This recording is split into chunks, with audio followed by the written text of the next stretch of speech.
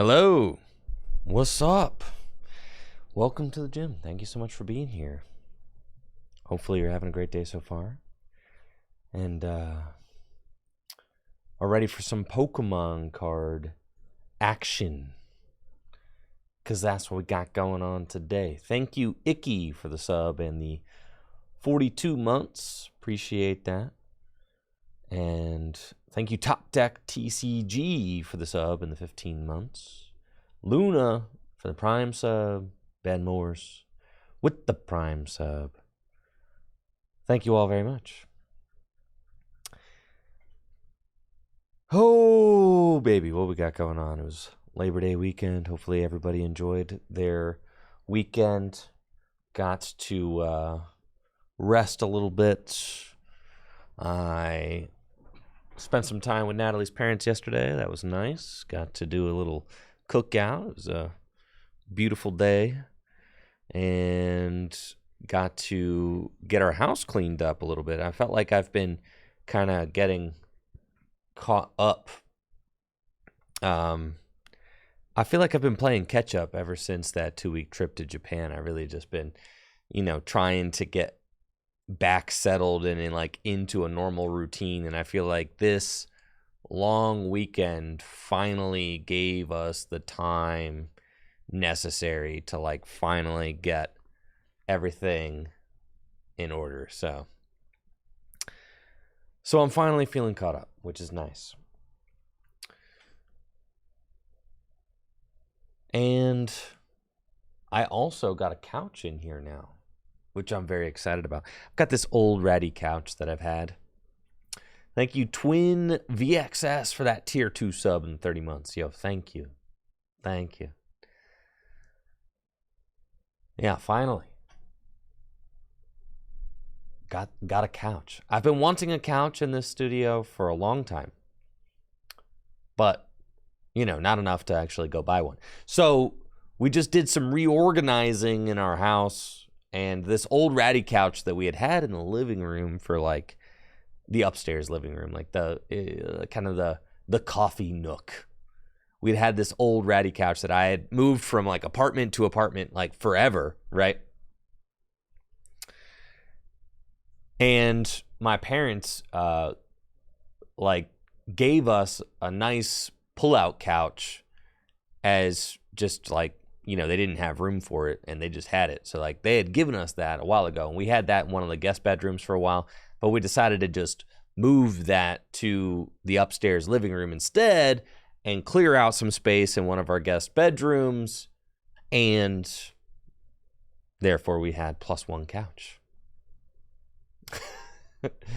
And I am very thrilled to have that couch here in the studio. Nothing like having a little place to sit down and chill out,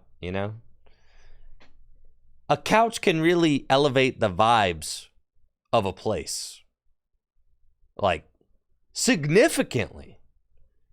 Twin VXS with a tier 2 sub. Thank you, Twin, for that continued support. I appreciate that. Yeah, the vibes of a couch, immaculate. We got skateboarding, we got couch. What else do you need? The exercise ball energy, we've graduated. My back, I need a serious chair now.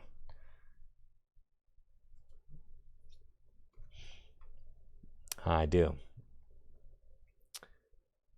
Yeah, my back was not loving the exercise ball or the cheap chair that I had here for a while.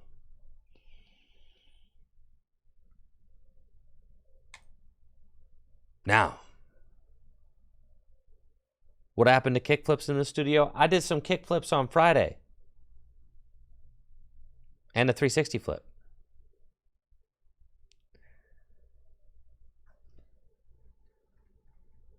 Yeah, I did. I skated just on Friday.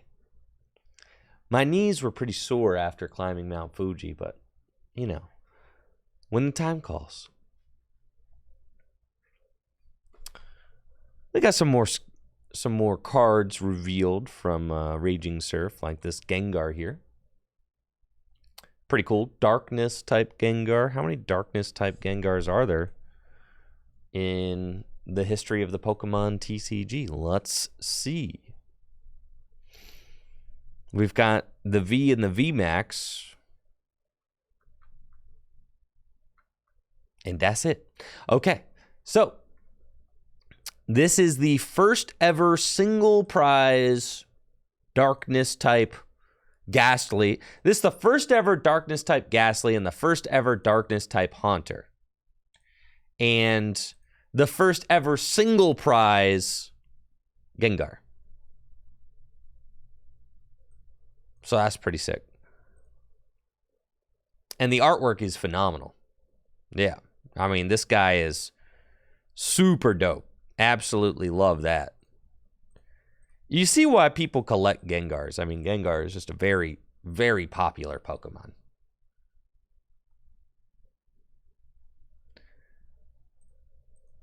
Gengar cards just... I mean, look at all the different artworks that Gengar got throughout his time. Like this card, bro. This is just a holo rare from, what, Breakthrough?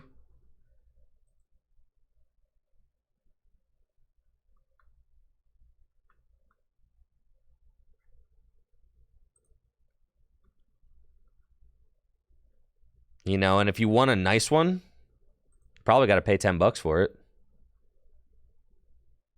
Yup. I don't think there's a single near mint one on this website. Right there. Okay, there's a couple near mint ones on this website. $10. But someone's got a light play for 22 for some reason. Speaking of that website, you shouldn't shop there. You should support stores directly by shopping directly at their websites, like fullgripgames.com. TCG Player is a union-busting company that takes 15% of every sale off of the card stores that sell through it. TCG Player bad. Fullgripgames.com good.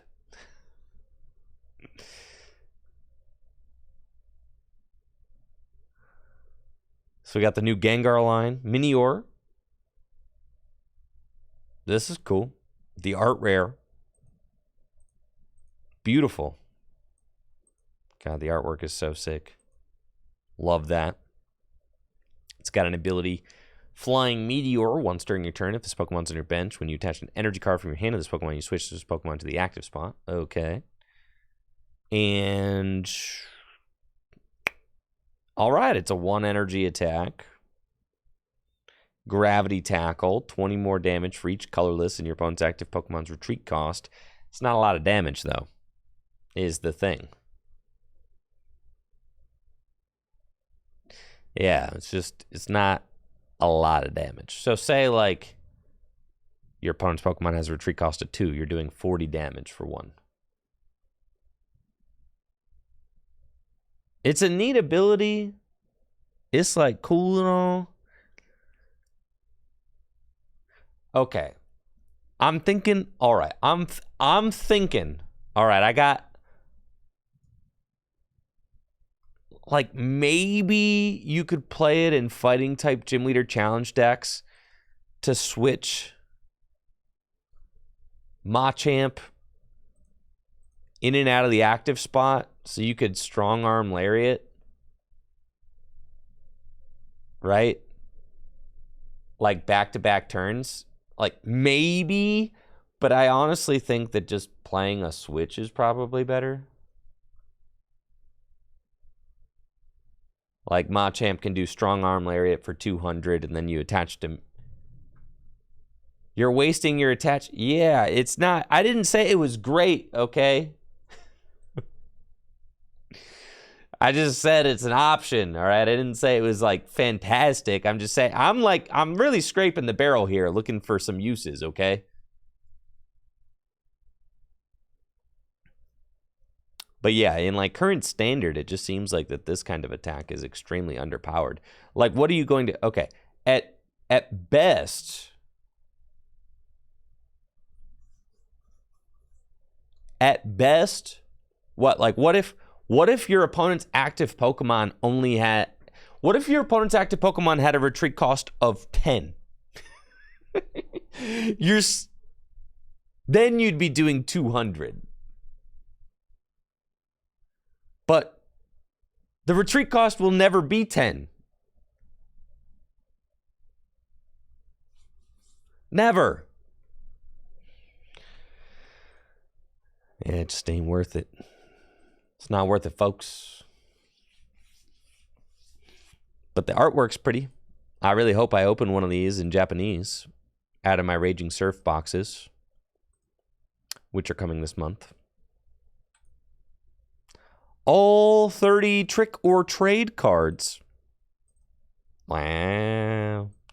Look at these guys. Last year we got Pumpkin Pit Pumpkaboo.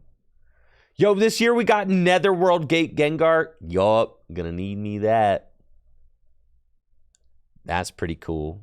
And Ghastly and Haunter. Love that.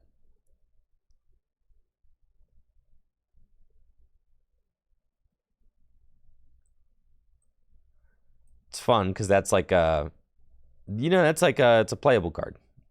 So that's fun. You know the Puppet Offering Bonnet too? Spectrier. That's sick.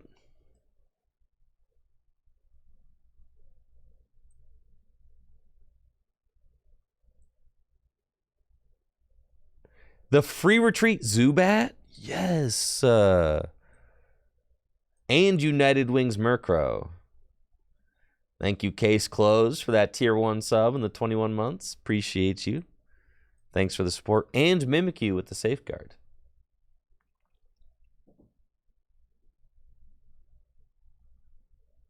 Yeah, these go crazy. I'm super into it. I'd rather have the pumpkin stamp than the holo. Honestly, I think the League holos, they look okay. I know this is going to sound crazy, but I think that the League holos for Prize Pack 2 were better than the League holos for Prize Pack 3. For Series 3. Yeah.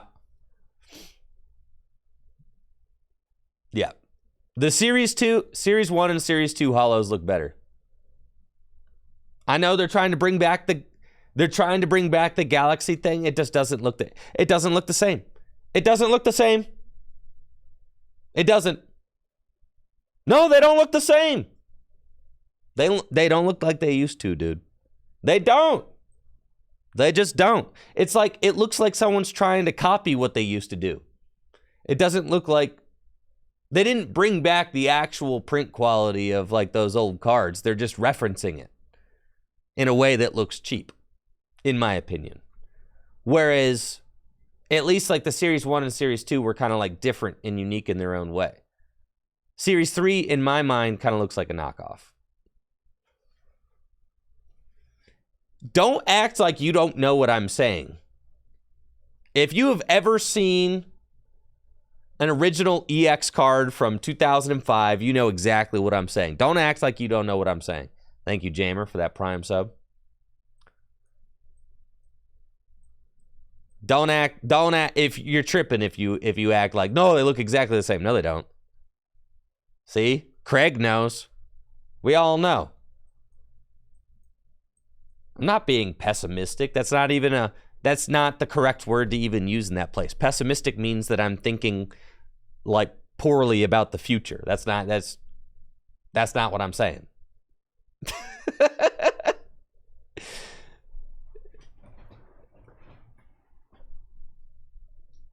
Now, I think that Series 1 and Series 2 look really nice. I think like the promo battle VIP pass looks incredible. Honestly. Yeah, see, Twin says it. They tried to pull sneaky. It's not the same. It's not the same. You get like pull out an original like fire red leaf green EX card.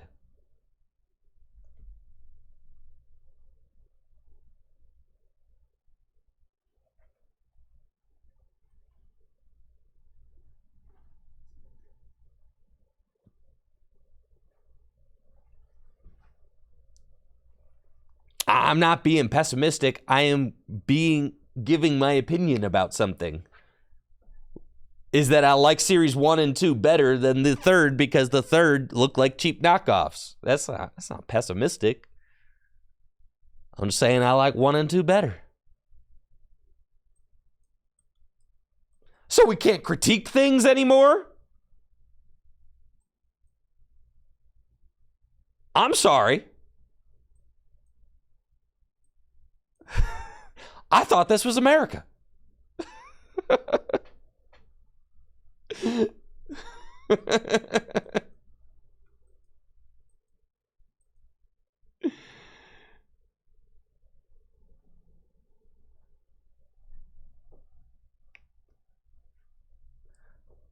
But I know that's not going to be a very popular opinion. I know that the Series 3 cards are very popular amongst a lot of people.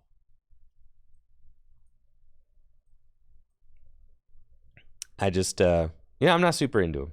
I think, personally, I would prefer the non-holo cards like these. Like, I think the non-holo cards are...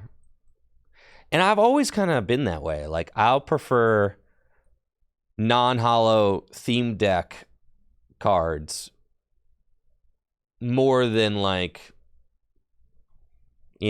more than most foiling patterns. The foiling pattern, honestly, the foiling patterns just haven't been, they're all kind of mid. I don't know, like black and white reverse holos, Heart Gold, Soul Silver reverse holo, like the pure mirror reverse were like pretty cool. Because if you could keep them real clean, like they just look really slick. But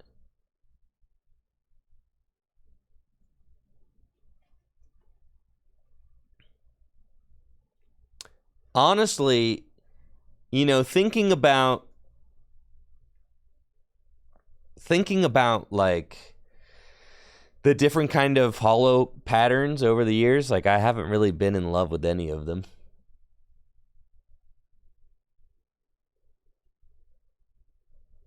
See, Marco Master says I like the Series 1 and 2 holo energy more than the Series 3. See? I'm just saying, I think Series 2 looked better than Series 3. Only the holos. The non-holos from Series 1 and 2 looked like absolute garbage. I don't know what was going on. The non-holos from Series 1 and 2 look terrible. I haven't seen many of the non-holos from Series 3, so I can't really say yet. But the non-holo cards from Series 1 and 2 were some of the worst printed quality cards I've ever seen at a TPCI. They were horrendous.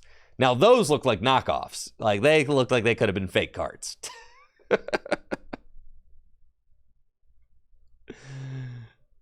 Yes.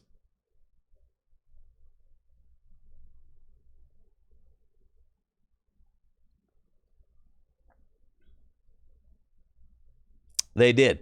But the holo, so the non-holo cards in Series 1 and 2 were like really bad, but the holos were very nice.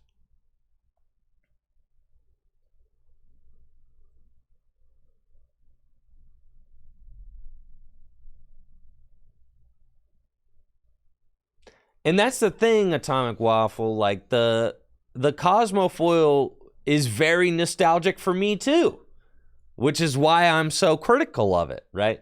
It's like if you do a holo pattern that's different than anything you've done before, it's like I can appreciate that for what it is because it's different.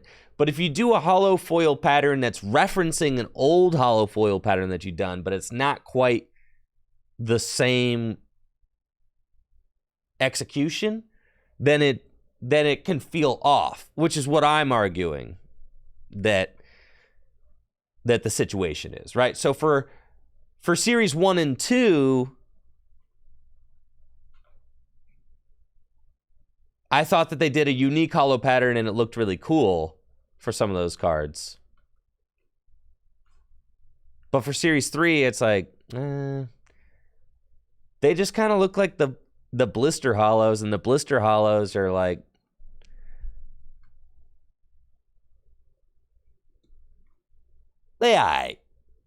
it's just not the same. They don't look as good as, they don't make Pokemon cards the way they used to, okay? Thank you, BJ Oxu, for the Prime sub. I'm just saying, they don't make Pokemon cards the way they used to. No shot.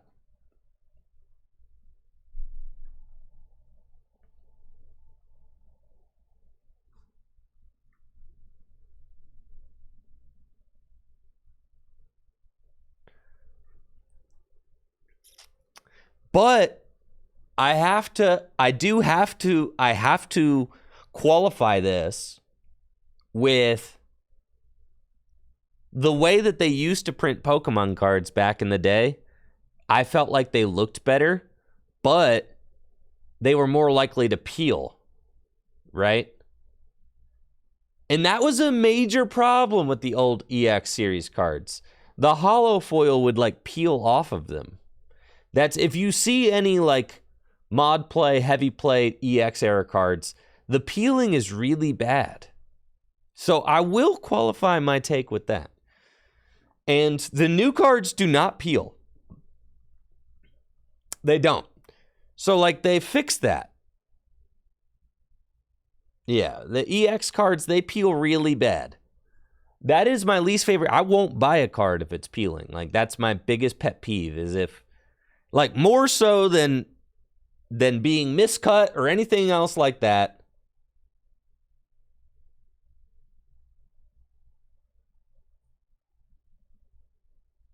Is the peeling. The peeling is my biggest pet peeve. I can't do it.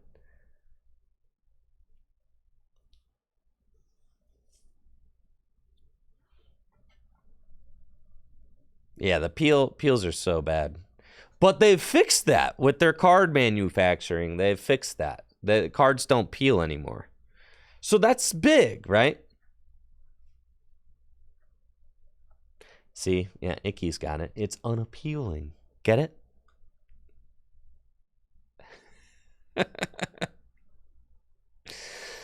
I have only opened one Series 3 pack, and I got Lucario EX out of it. I pulled it when I got second at Gym Leader Challenge League.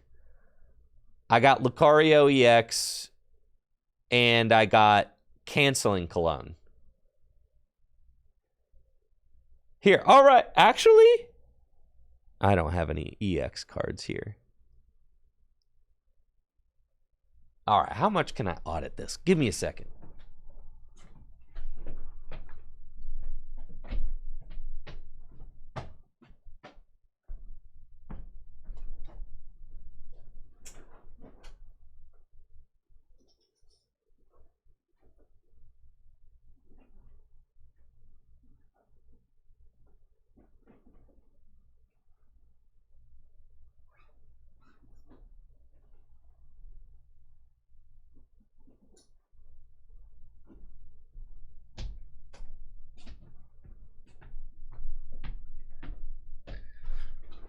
I lied. All right. I lied. I thought I had some prize pack cards right in my backpack, but I don't.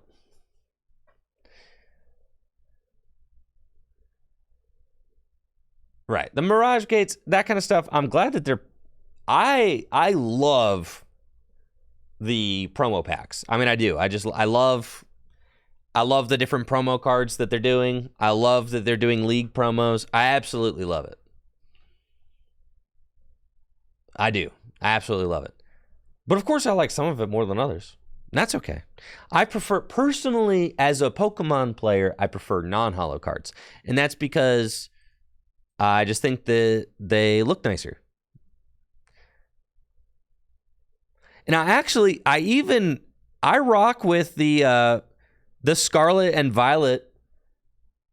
I actually really like the Scarlet and Violet holo pattern. I think the Scarlet and Violet holo pattern is probably like the best holo pattern in a while, right? which is just like the mirror foil with the hollow borders. I think that looks real slick.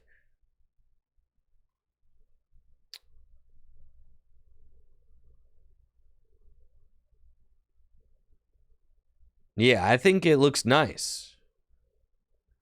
I actually think it looks better than with the Galaxy, print on it. I do. I think it looks better this way.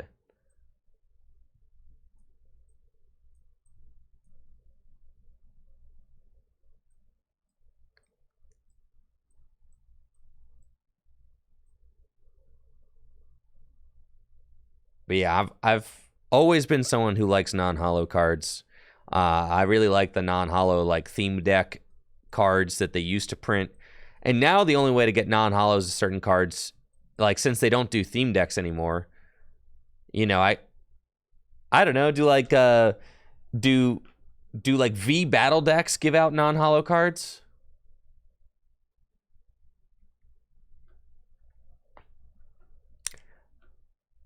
I was looking through a stack of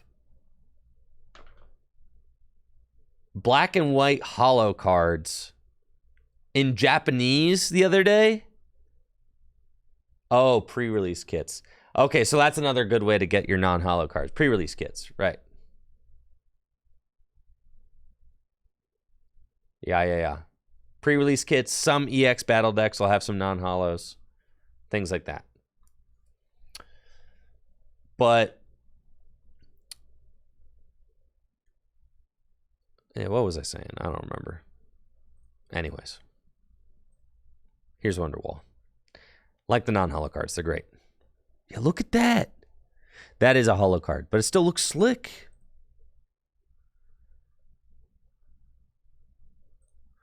Look at that.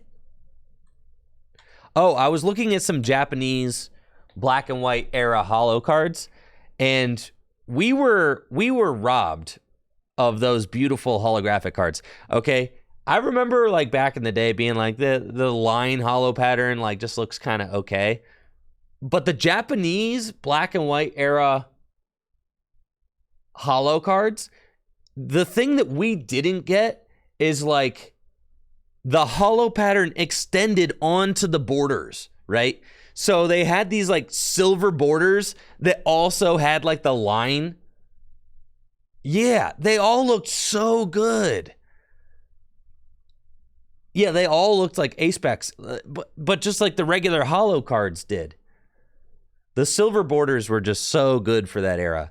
And like our yellow borders just didn't really look this. I mean, I'm so glad that we switched to silver borders. My goodness. Definitely. That's huge. So that's cool. And then we also got some new legendaries. Palkia, Zekrom, Zacian from Raging Surf. Okay. This guy does 160 if you're behind on prizes.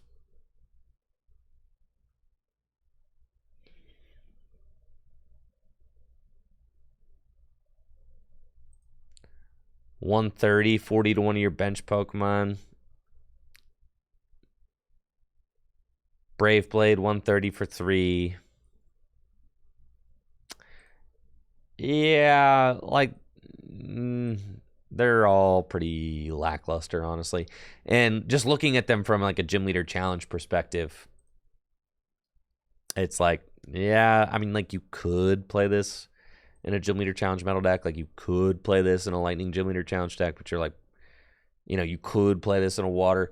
They're like okay, but they're really not even the best single prize attackers for gym leader challenge formats. I really love the look of this Gengar, though. I think this is up there with like the best Gengar artworks ever. Frankly, thank you, Dave, for the sub and the 44 months. All right, what are the best Gengar artwork? What is the best Gengar artwork that there is? Creepshow. People really like Creepshow. Kamiya Gengar 151.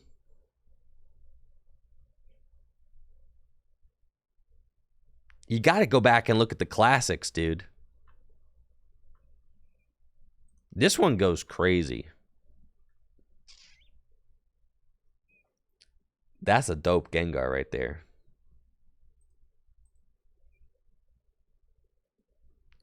This one? This is honestly one of my favorite Gengars. I think this one is actually probably my favorite one. He's crazy, bro.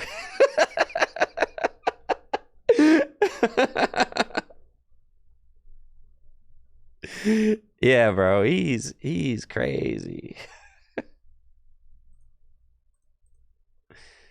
Sabrina's with the moon is nice. Right. It's like a picture of a moon and then just Ken Sugimori artwork just plopped on top. But Ken Sugimori's artwork is so good.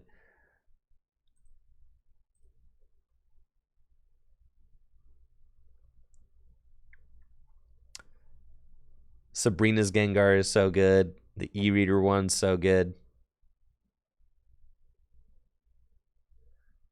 What Pokemon is the best artwork set lifetime?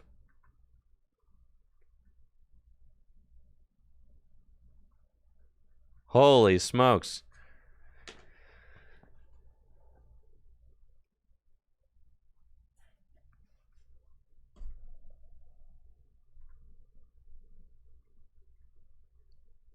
What Pokemon do you think what artists have done the best? I mean, like Gengar is definitely up there.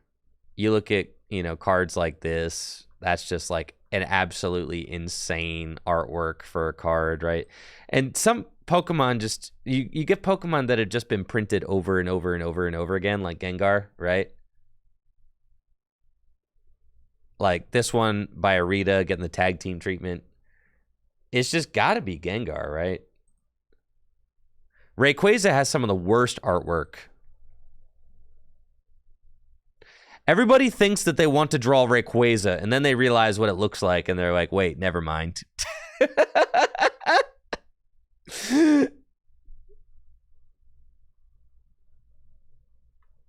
There are, like, I can count the amount of cool-looking Rayquaza cards on, like, 2 fingers.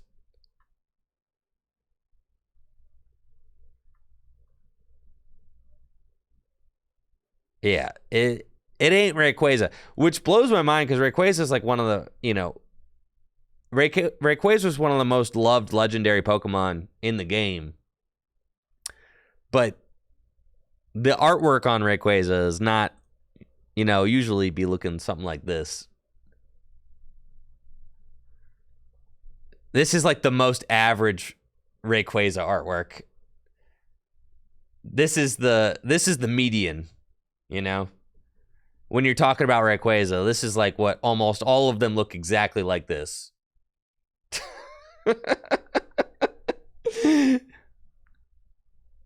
Well, also, like, what's going on with the roof of his mouth, and why is it puffy like a pillow, and his teeth, like, are kind of jutting out sideways? Listen, there's a lot going on here. Why does he have this kind of, like, brim above his head? Like, what is that?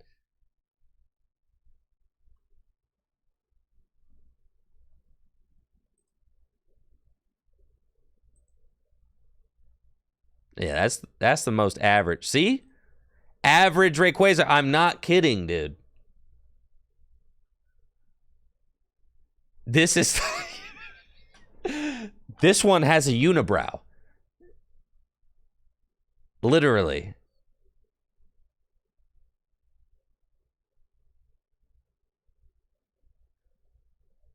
Like, this one is... All right. Look up like a 2-head. Not W-head. 2-head.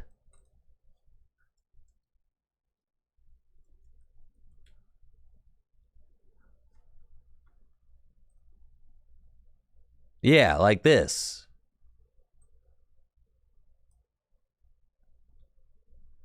This is like...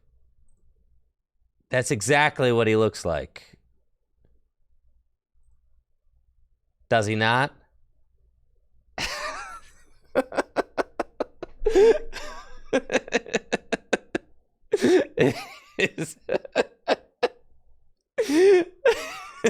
is this like this is like literally exactly what's going on here.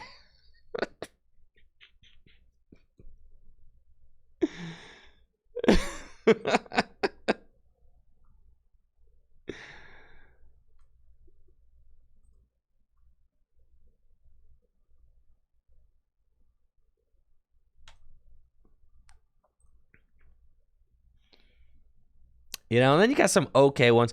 Like, this is about as good as it gets for Rayquaza, and it's just like an okay 3D render. You know? That's like as good as it gets, is like a mediocre. This one is, you know, obviously probably the best Rayquaza ever drawn. Like, yeah. Not a lot of people are going to argue on that. Like, that one's pretty dope.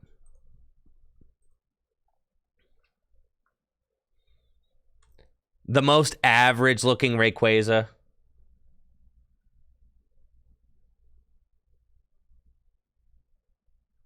Like, dude, someone go ahead and try to defend this.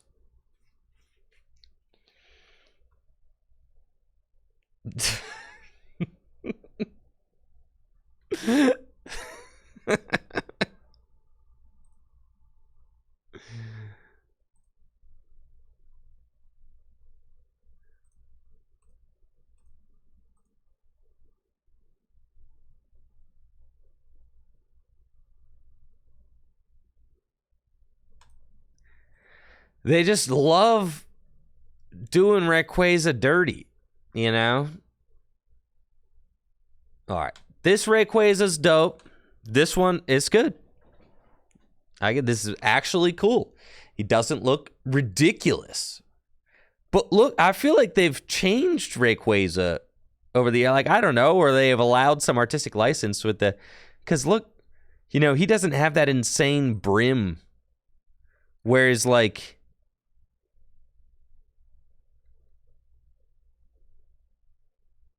Over here, like, what the heck is this?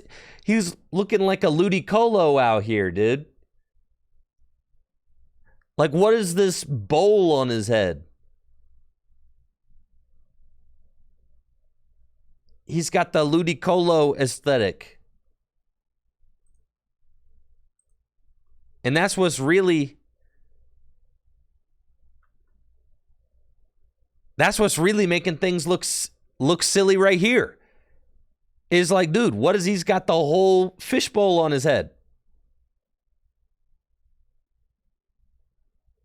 Like, what is that? Like, this brim here just... The brim on his head is not part of the design anymore.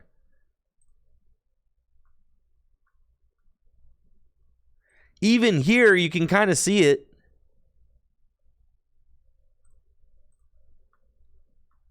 And then, look at my dude here.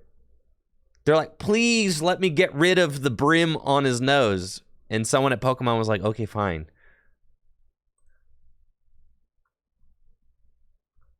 And then here, it's non-existent.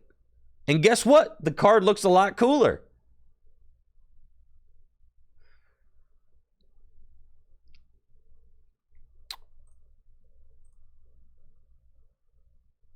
But then they brought it back. What the heck, dude? Oh, no, man. They can't decide what Rayquaza looked like. That's for sure. And then here he doesn't have it.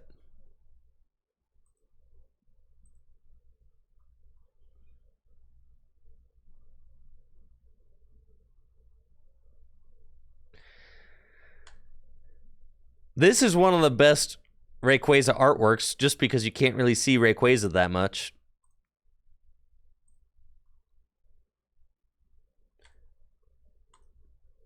This one is kind of goofy. Like, if we're being honest, it's kind of goofy right here. I like this one a lot better. And then the best 3D render of Rayquaza ever is this one. 5-band graphics. Like this one's chill.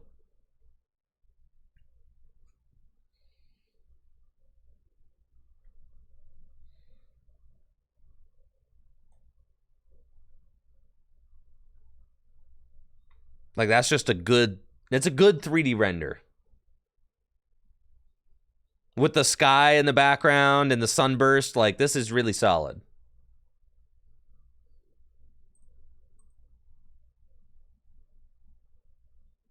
I mean, yeah, nobody loves... most people's favorite card artworks are not from a 3D render. Rayquaza has an obnoxiously large number of 3D renders, and of all of them, this is the best one. Like, I actually think this card, like, really holds up. It's a nice-looking card. Yo, Brady out here with the 50 months. Yeah, Rayquaza is definitely a lipstick dragon, all right? Look at him, bro. He's a crazy lipstick dragon. 100%. You can't deny it. That's okay. Listen, I'm not going to clown on Rayquaza because of its choice to wear lipstick. That's fine. I'll clown on him because he's a goofy-looking dragon.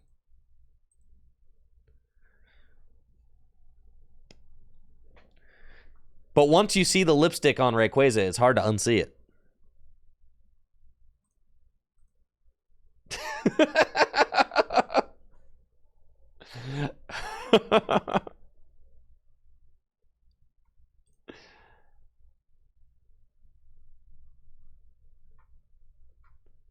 But yeah, I think that this Gengar holds up with the best of Gengars, honestly. You see it more like an old lady with no teeth, so like gums. I just ruined Rayquaza for you. It's fine. Got anything else to talk about before we hop over to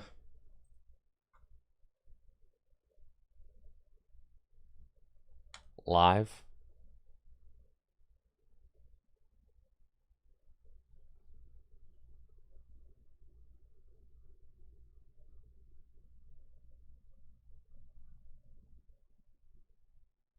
Audacity? Yeah. It's an audio software.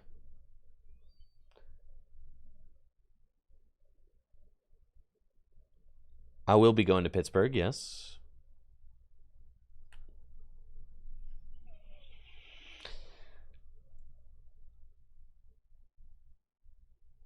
I can't just hop on live and just play Giratina every day, can I?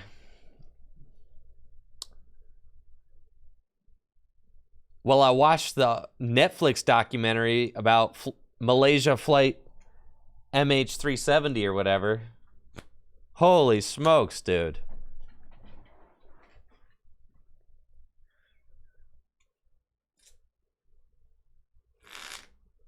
That's crazy. I like remember that happening. But now like looking back on it,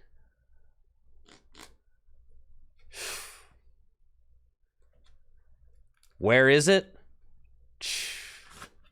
I don't know, man. That's for sure. It's messed up. The whole situation's extremely messed up.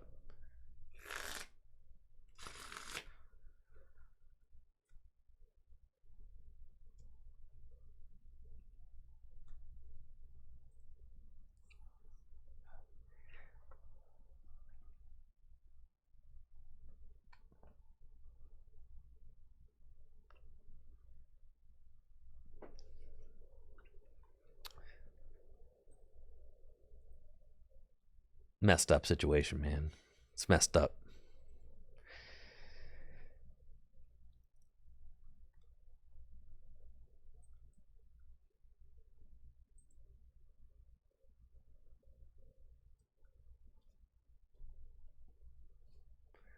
Yes, I played Fighting GLC last week.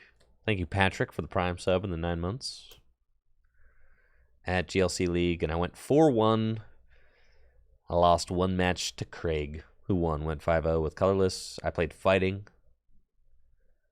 I'm starting to feel really good about my Fighting list. I think it's like getting to a point where I'm pretty confident with it.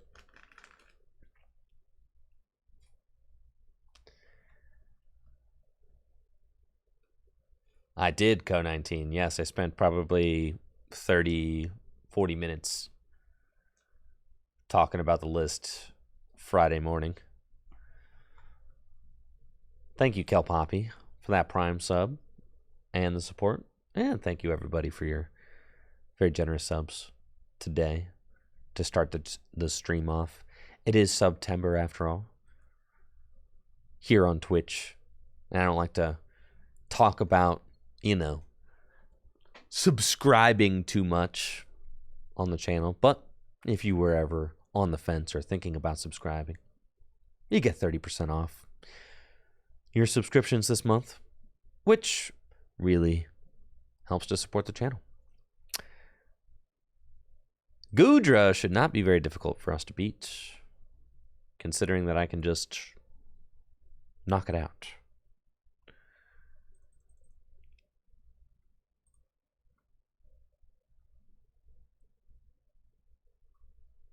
I was thinking about starting Giratina. It's a tough choice. Like going in not knowing.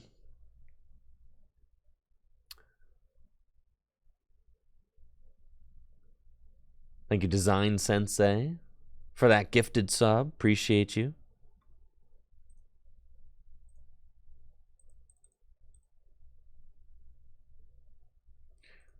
Let's go here.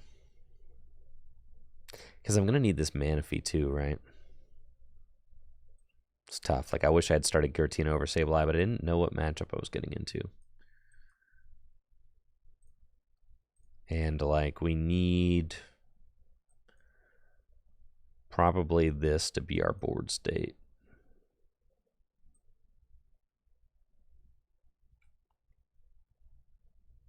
That's fine.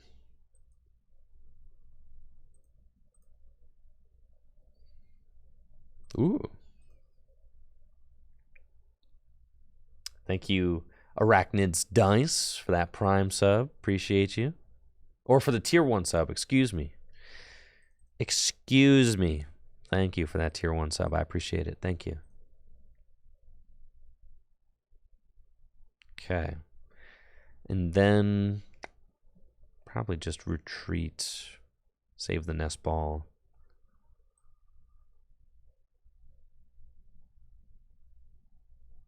That's fine.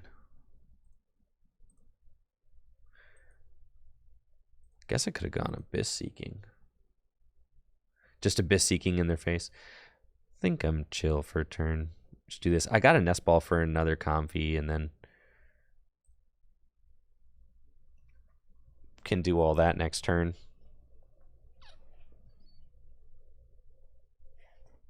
Yeah, definitely benching the Manaphy. Listen, they've already... You could Abyss, like I definitely could there.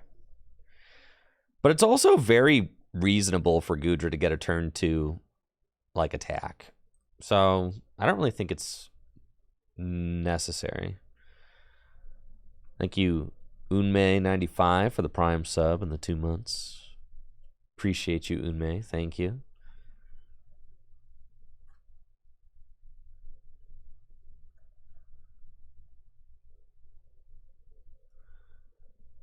Yeah, I don't know that there's any real point in kind of tossing a Tina up there.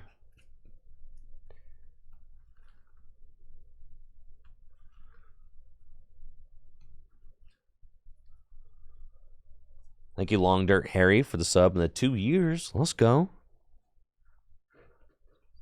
I think Goodra is not very good right now. I mean, personally, I don't really see what it's...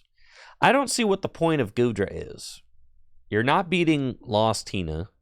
You're not beating Guardy. So, like, what are we doing? You're probably not beating Miraidon either.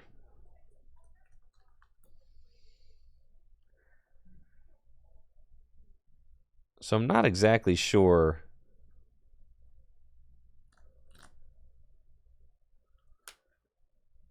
Not exactly sure what the angle is of Goodra decks right now. And I mean, I played Goodra for 2 majors this year, like, you know, EUIC and a regional. I get it. I know what Goodra's capable of. It seems like the kind of deck that's like solid if you want to like top 128 or top 64 something, but not solid if you are trying to win anything.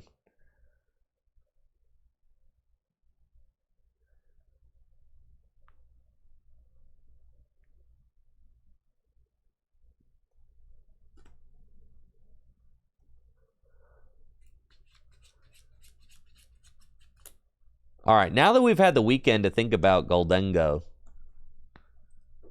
thank you, Trippy Twitches. Yo, for those 18 months, thank you. Now that you've had a little while to think about Goldengo, let's do a poll in the chat. Is Goldengo, I don't know how to spell it, good? Yes or no? Or yes or no. Don't vote if you don't know what the card does. Like, just don't vote, okay? Be reasonable. If you don't know what the card does, don't vote.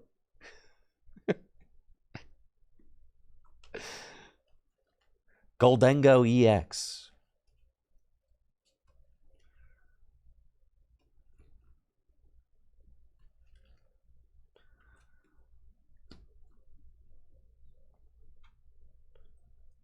All right, I go Cramorant.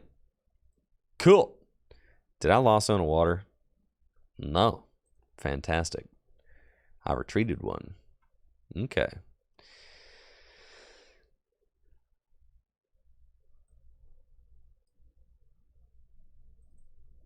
Go get Greninja and see. I've got 2 water in there.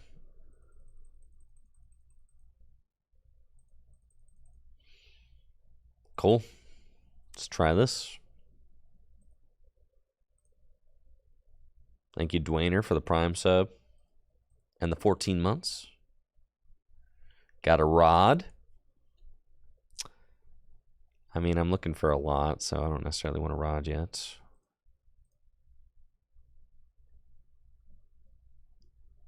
Giratina and Ultra Ball. Just take the Tina. What energy recovery cards? We got Super Rod, Brady, and we got Energy Recycler.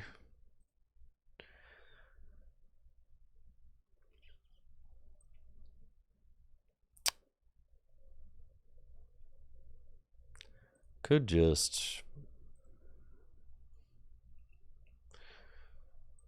switch card. It's fine. I got the switch cards, so.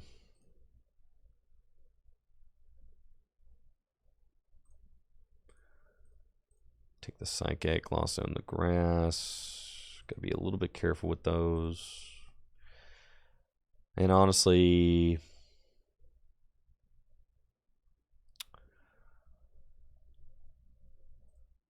it's 6. Can't get to 7. No Colress.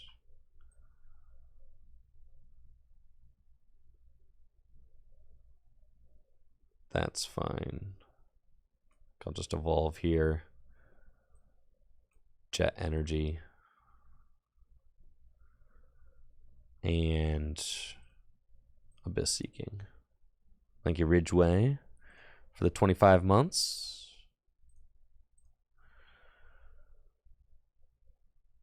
It's fine.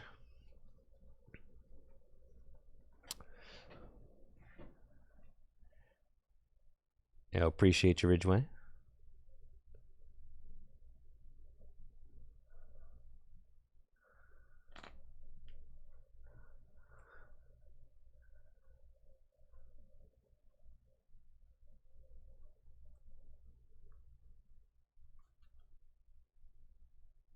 They've got boss. That's fine. I can very easily recover this Manaphy. Super Rod, just put it back down. Could have played the Iona last turn. It's just that's my only hand disruption card, and since I'm playing against a Lost Zone deck, it feels like it's probably best just to hang on to that. And now I've got, what, 8 cards in the Lost Zone.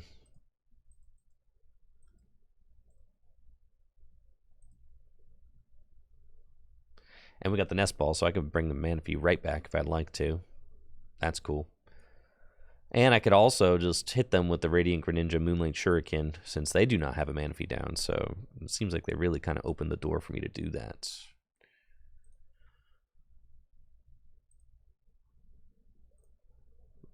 We'll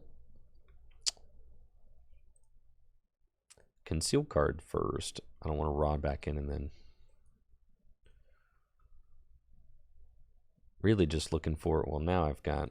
It's fine. I got one water in the discard, so I can put that back in. But I really need to find a Mirage Gate. Got Path and Boss. Boss is also good. I could just absolutely vanquish that Goodra. if I can find a Mirage Gate, which is still part of the equation right now.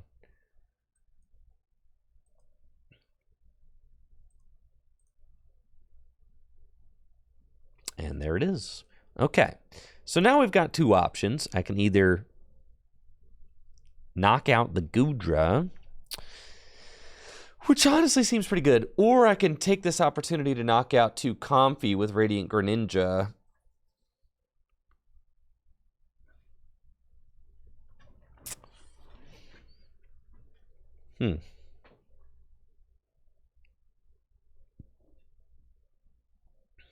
The Goodra seems good, though. Yeah, let's Super Rod first. Manaphy, these guys back into the deck.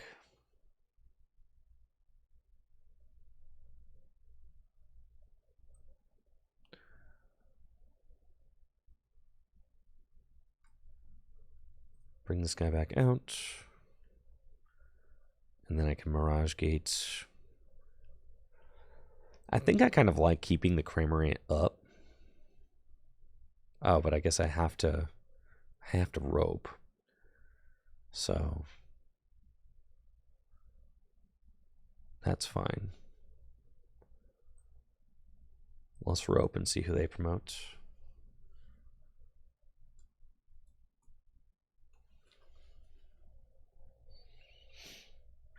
They send up Comfey.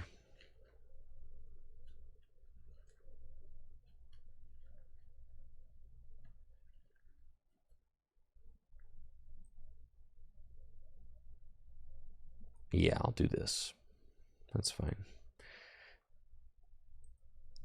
I'll always be able to knock out the Goodra. Honestly.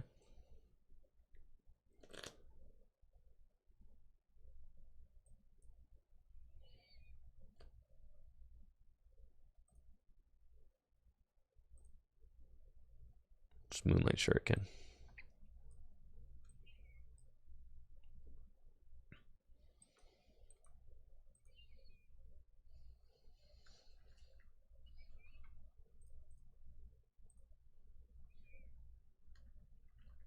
Yeah, I think the Goodra will kind of always be there as like a knockout. All I have to do is get 10 cards into the Lost Zone. I've got 10 there now, so all I need to do is get Psychic Grass onto a Giratina, and it's an instant KO. But if I take out the Goodra, it seems like it's kind of getting ahead of myself.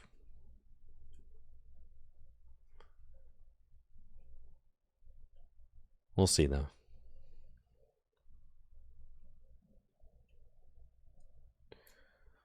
They've got Sableye.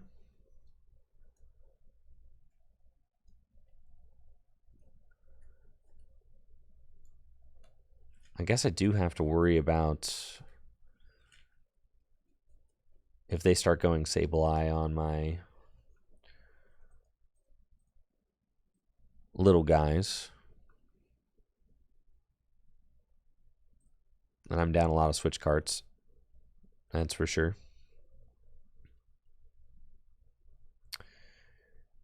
However, if they don't put a Manaphy down, then yeah, all I need to do is hit a Mirage Gate, and I'm good for another 2 prize Moonlight Shuriken. I do have to be very careful with my energy situation, though,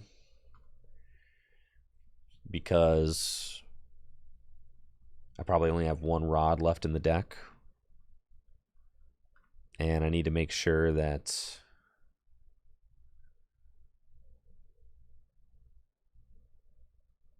I can utilize that to recover 3 energy.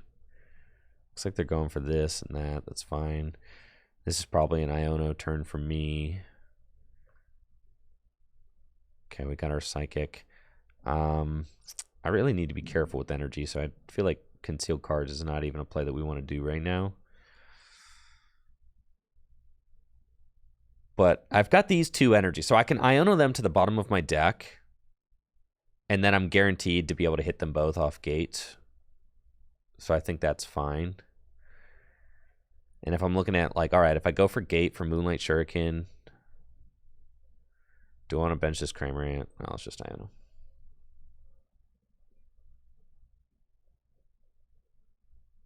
See? And then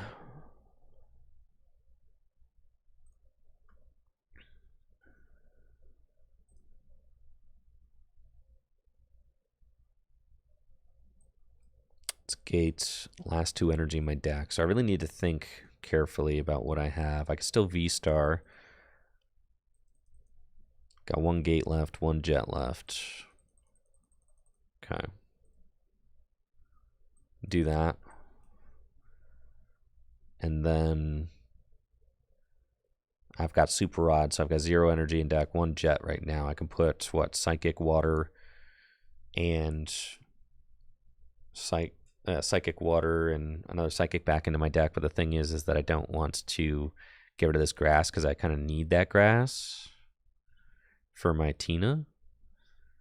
So yeah, so let's Super Rod. I'm going to put these energy back into the deck.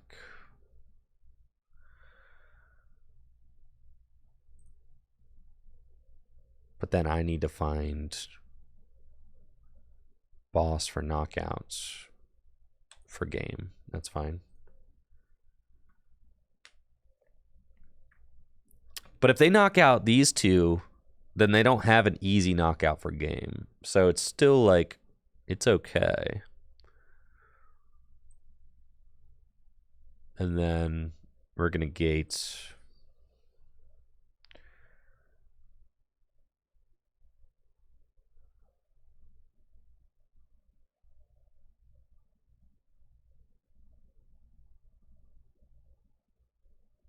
That's fine. If they knock out this Tina here, we're probably losing anyway. So I think we go 1 water here and Psychic here. That's fine. And that way I can't get, like, stuck, right? And then I'll just hold on to this. Or I guess I could just attach it. Go to a 0 card hand. I mean, that's cringe, but I don't want to get stuck by a boss's orders. We'll just hold that. Moonlight Shuriken. And we're going boop, boop. Okay. It's fine. I don't want to go to a 0 card hand. It just, going to a 0 card hand is really cringe. There's the Jets. It's good. And there's a grass. Well, see, if I had been a little bit more cautious and counted my prizes, then I definitely would have gone to a 0 card hand, knowing that I had a high chance of drawing some energy there.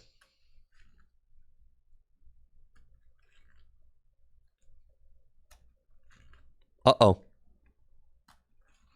Should have attached it.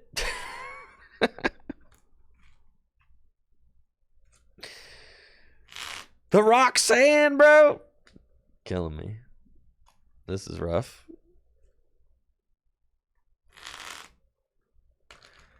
Maybe you missed an energy. You totally missed the energy, didn't you?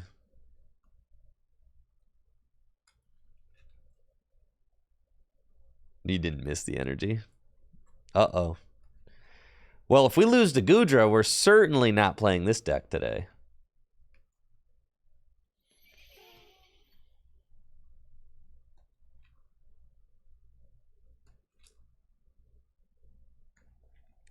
Thank you, Termless Club, for the Prime sub in the 8 months.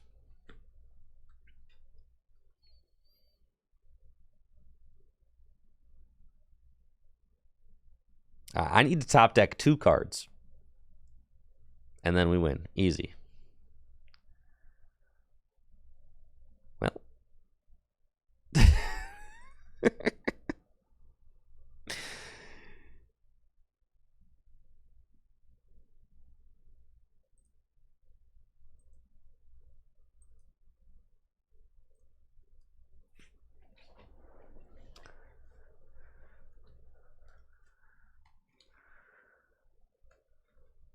Oh boy.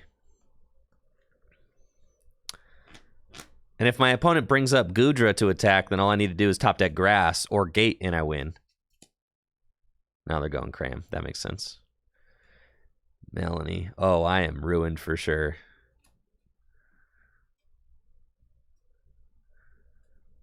So then what do I need to find? I played my Iono. You got the Roxanne off the Iono. You Roxanned me.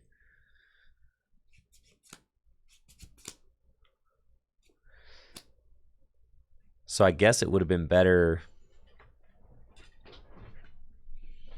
had if I attach the Grass. They're out of energy now.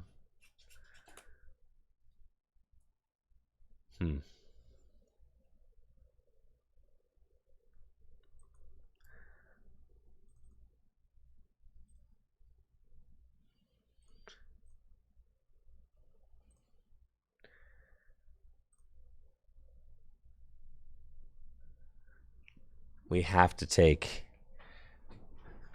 the Grass. Have to take those. Okay. We have to do that. We have to do that.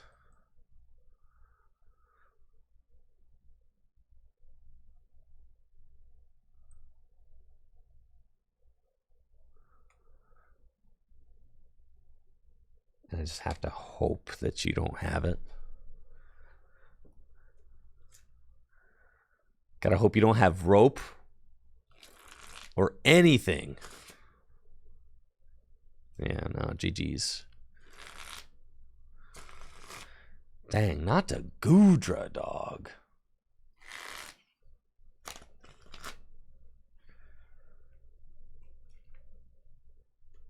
Why grab the path? They had the fish in hand, yeah.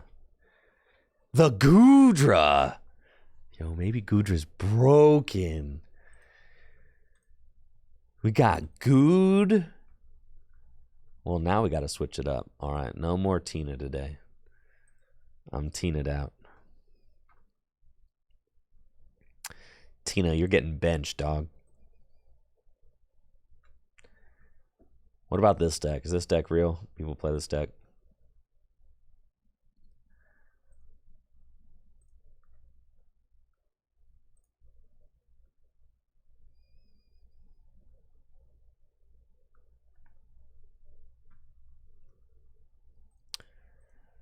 Well, let's see.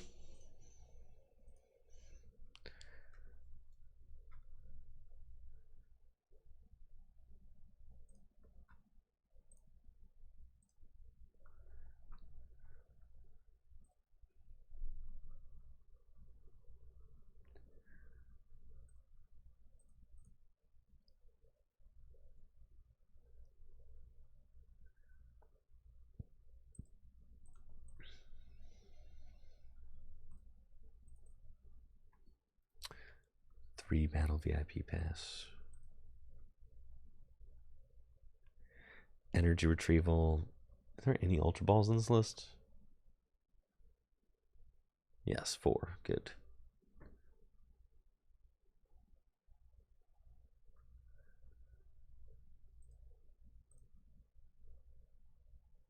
Clara, Cheryl.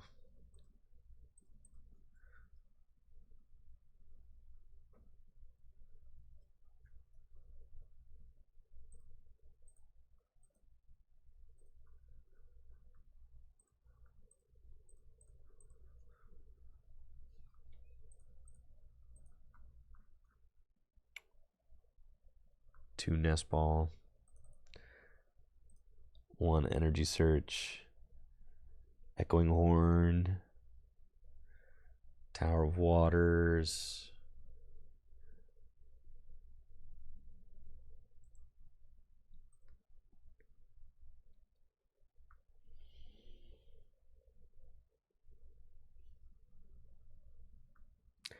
Yeah, that's looking like all the gamers right there.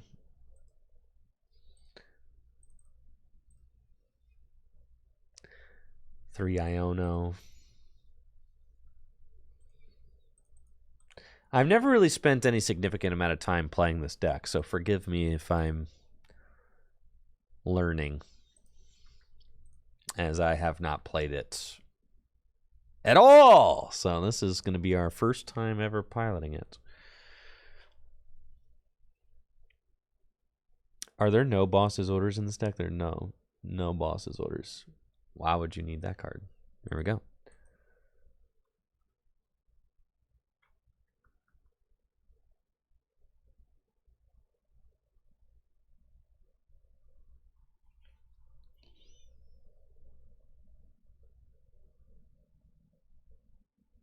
What am I missing here? I'm at 58 cards.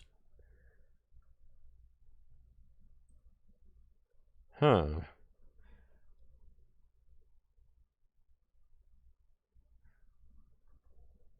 $31 trainers is 33 trainers. I'm missing 2 trainers. Melanie, Research. I am done with VMAX's 2 energy retrieval. That's it.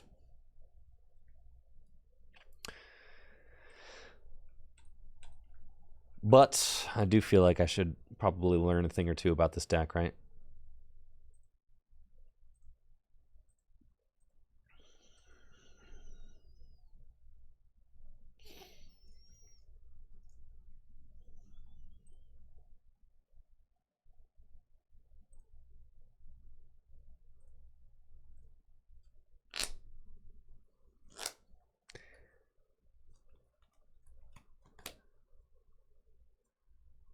All right.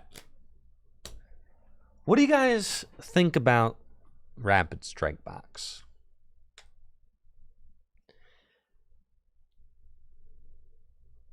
I'm definitely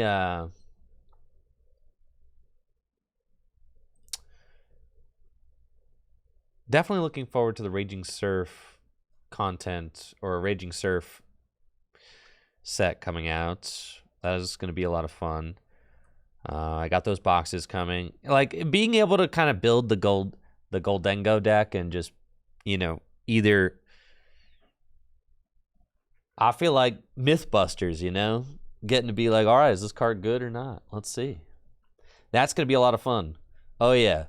This deck is broken, dude. What the heck?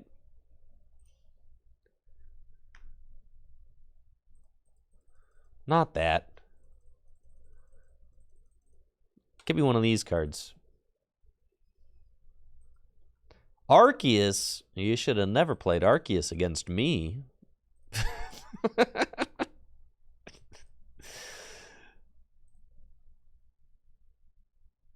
Like, do I even need an Inteleon? I feel like Inteleon's just kind of worthless in this matchup. But I've only got 1 Urshifu, so I'll get Inteleon, sure.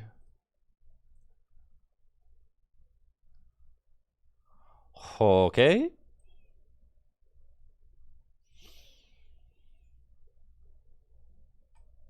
Seems good. Pass.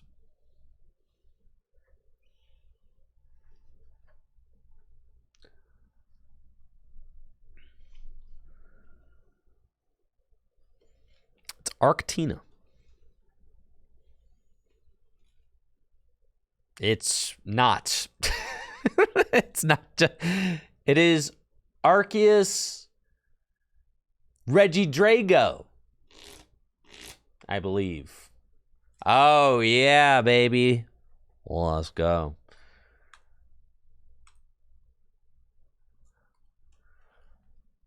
Is Arcdrago up in here? Okay. Here's the thing about your Arceus V, is that it is not going to survive this turn. So,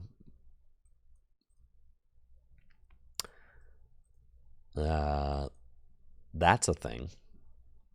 Yeah. GG's. That's right. Wonderful.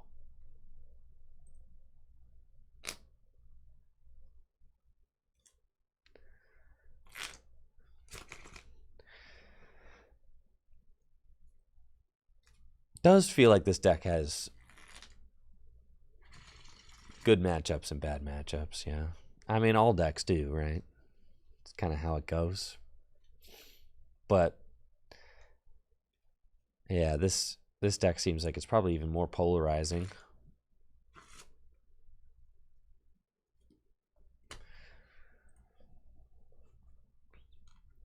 Played against this deck at Worlds, had a bad time. Though some of my friends said that they were able to beat this deck with Miraidon. Like Jesse said he beat it with Miraidon. I think Riley said he beat this deck with Miraidon. We just literally scoop up our cards. Like you cannot beat Mew VMAX with this.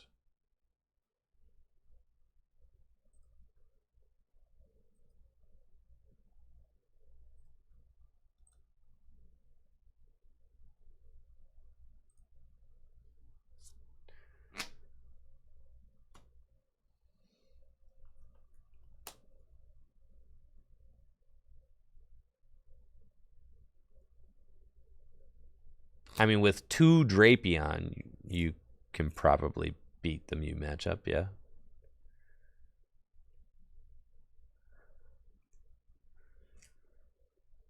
Yeah. It's possible to beat Urshifu going first as Miraidon.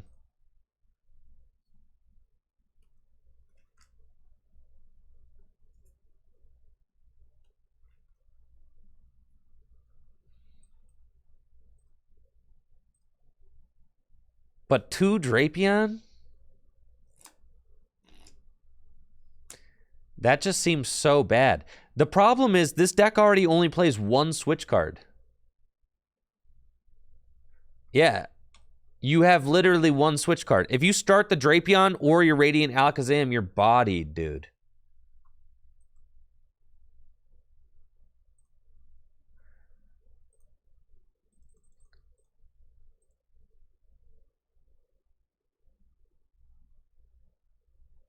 Like, I don't really know what I'm playing against here. With Radiant Greninja, you probably assume you just go 1 of each-ish.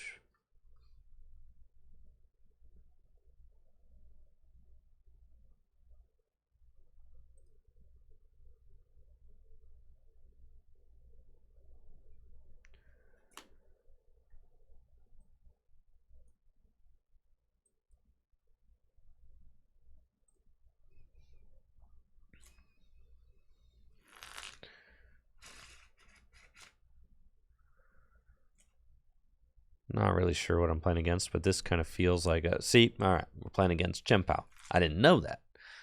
So this felt like kind of a safe-ish situation. The reason I benched Radiant Alakazam is in case I was playing against Lost Zone Box and they went turn 1 Cramorant, right? And if they did Escape Rope Cram, I could promote Radiant Alakazam and then Escape Rope out of the Radiant Alakazam. That was like kind of my thought.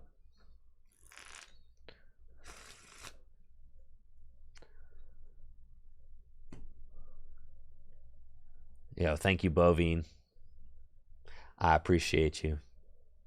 Yes, if you're experiencing ads during the stream, I appreciate you watching them. Helps to support the channel. But the other way to support the channel ad-free is to subscribe. And it's never been a better time to subscribe, being that it is September. So huge thank you to everybody who supports the channel in that way. $5 a month. And really helps me to continue to create this content for everybody. So Chien-Pao... All right, they got Manaphy out. Okay. It's looking like Irida.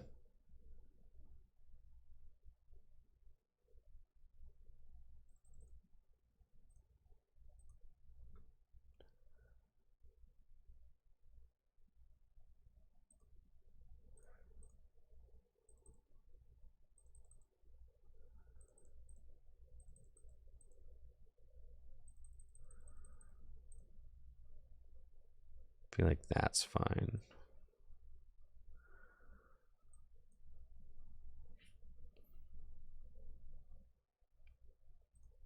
And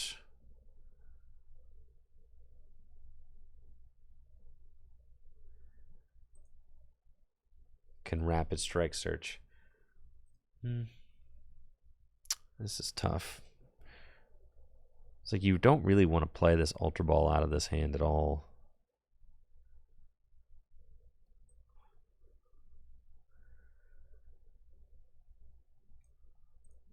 Rapid strike search. I could just hit the Chien-Pao. Thank you, Smitter G, for that tier 1 sub. Yo, appreciate you, Pablo. Thank you. Hopefully you're doing well. And thanks for that tier 1 sub, Smitter G.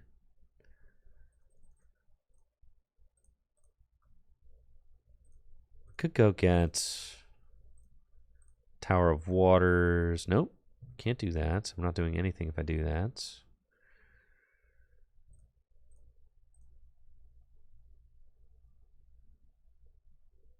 Get Rapid Strike Energy. That's like fine. And then what? I guess I'm Ultra Balling away the Energy Search and then Ultra Ball to go get my guy, and I'm just gonna smack something? Like, I guess so. None of this feels good, though.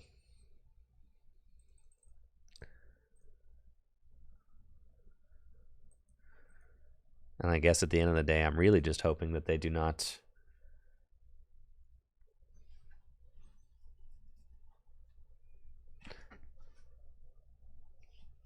I'm really just hoping that they are not blasting this Urshifu. And again, this would have been easier if I had known what they're playing. But I just, going first, you don't really know what they're playing. So it's like I set up the Urshifu with the energy. I obviously would not have done that if I knew what we were playing. But we don't.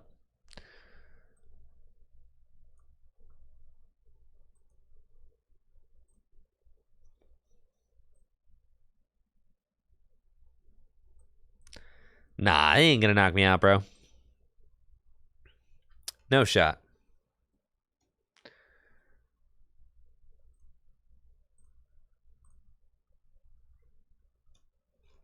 Oh, you figured they were playing Chien-Pao based on their vibes. Oh, okay. Because Radiant Greninja is a huge giveaway in this meta. Sure, yeah. Uh-huh. Oh, okay. All right.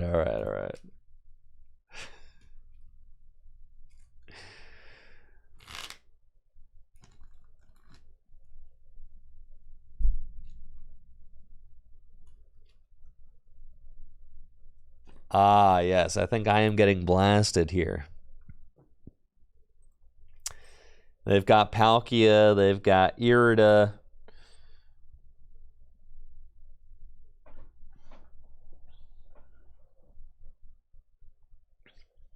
Ooh.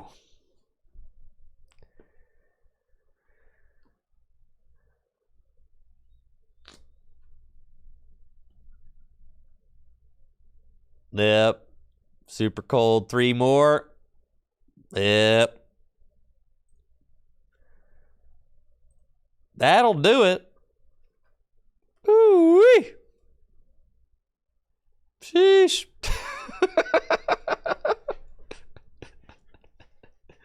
Yep. Yeah, that's one way to do it, all right. Uh-huh. Ooh, Luminion.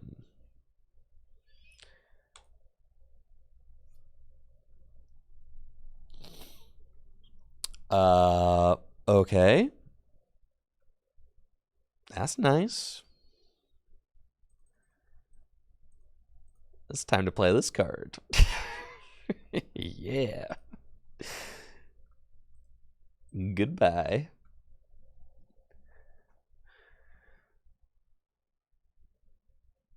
Okay. All right, deck. What the heck, dude? We're kind of cooking over here.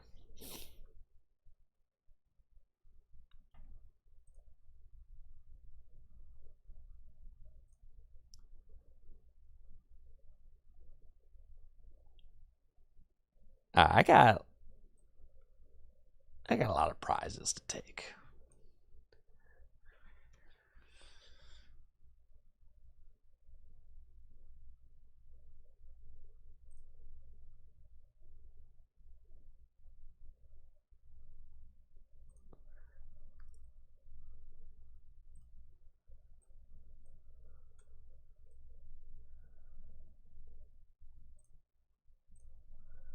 Save the nest ball for like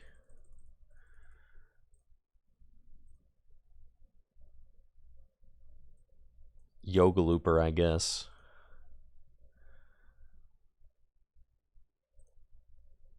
Okay. Now all I need is for them to not have 6 energy off an Iona to 3. What do you think?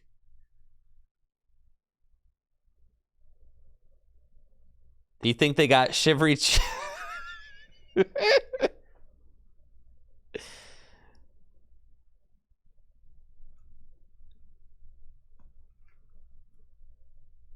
Come on. Yeah, they ain't got it.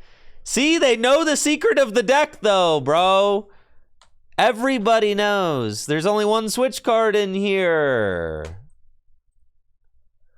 Everybody knows this. And what am I supposed to do about this?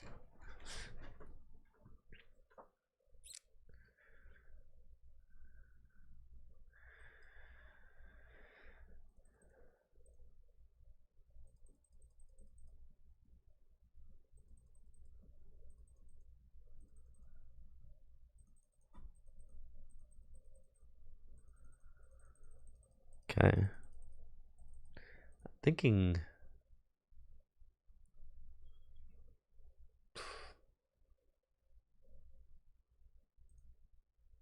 Yoga Loop's probably better for us to have than any of these guys.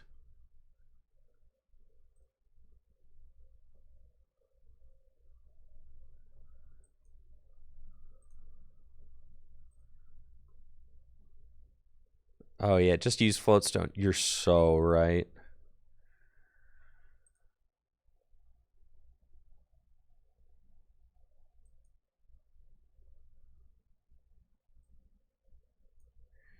Man.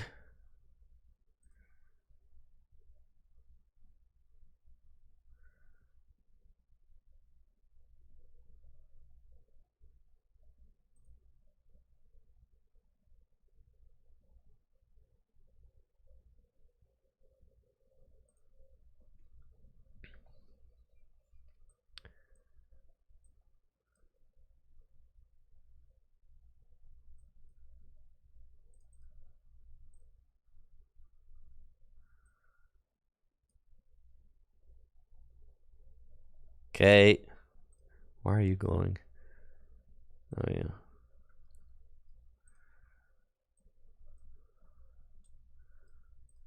Okay. Pass. You're right. We totally need just one luminous energy.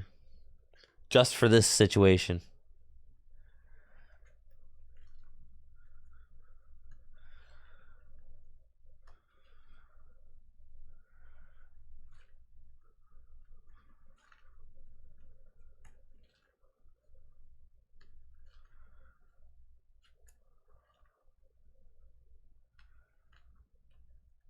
They got Irida. That's fine.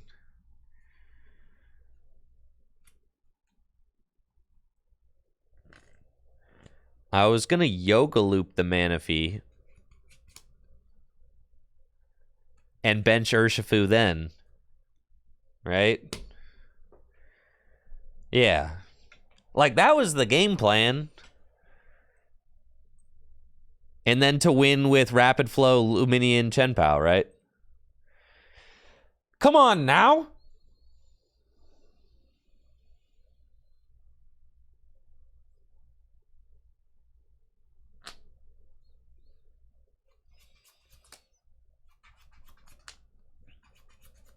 All I have to do is Melanie to Urshifu V. Yeah, I think we just got it. We go here, Melanie to Urshifu V. Yeah. Go get this gamer, right?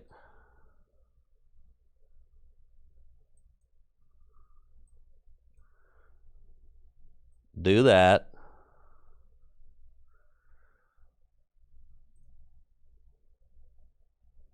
Don't wait.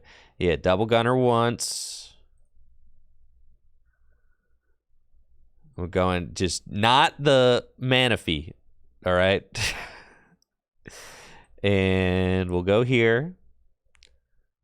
And Yoga Loop. Boop. And I'll take my prize card. Wow, Tower of Waters. Doesn't really matter, but. And the top deck Ultra Ball? Dang, I'm blessed. Okay. And that's it. GG's. As long as I didn't prize like 2 Rapid Strike Energy. Nope. And then we go here. And we go here. And we go here, and you just have to sit and watch. And we retreat. And I go boop. Whoop. Boop.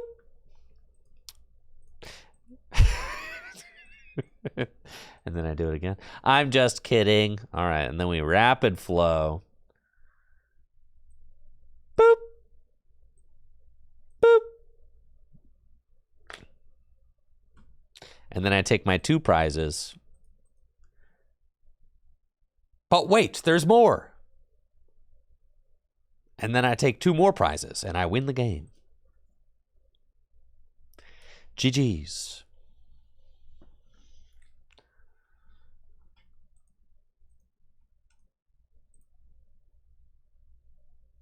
All right, that was pretty cool.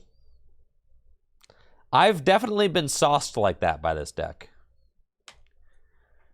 So it feels good to be on the other end of it.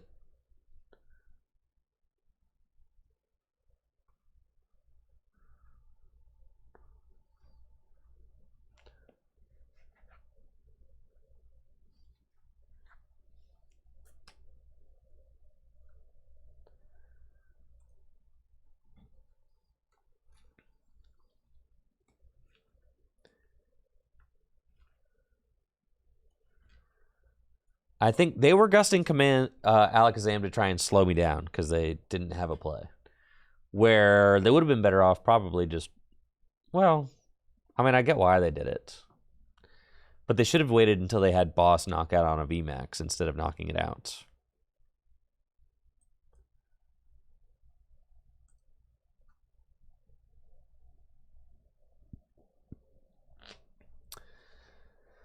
Cool.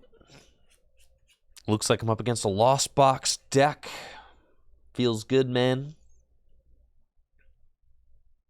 They've got Comfy and Cramorant and another Comfy. The more Comfies, the better is what I say.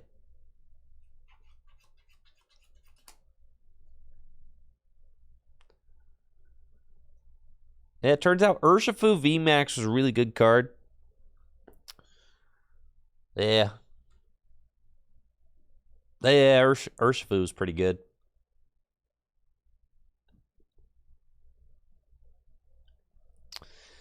And they got 3 flower selectings turn 1.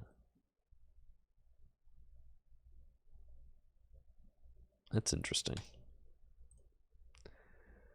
And it's looking like Turbo Lost Box with an Inteleon off the top. Wonderful. I guess Turbo Lost Box, probably Charizard Sableye Lost Box, right? That's the one that plays Pidgeot.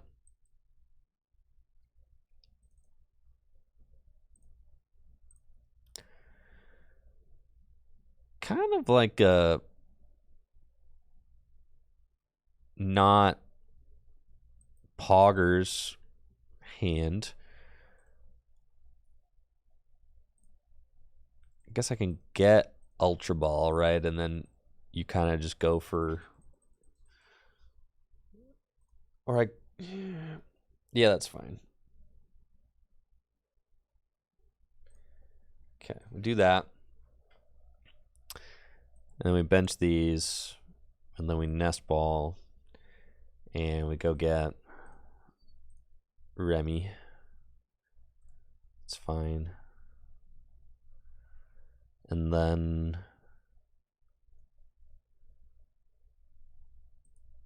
probably shouldn't commit an energy to Metacham. That would be silly. I could surf for 40. That's kind of cool.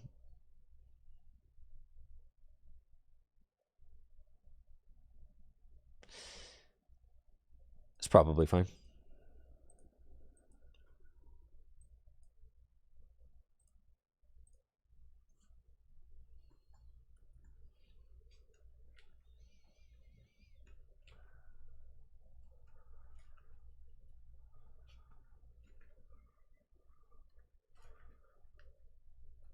They've got Culverus, so we should get a little bit of a better idea of what they're doing here. I do love the Octillery in this deck. Just being able to search out cards every turn. That is a really nice bench sitter to have. This Ultra Ball feels like it's going to be painful to play, though. Yeah, it's looking like Charizard Sableye, right? Now we're hoping that they do not get 10 cards in the Lost Zone turn 2. That would be fantastic. However, it is definitely possible.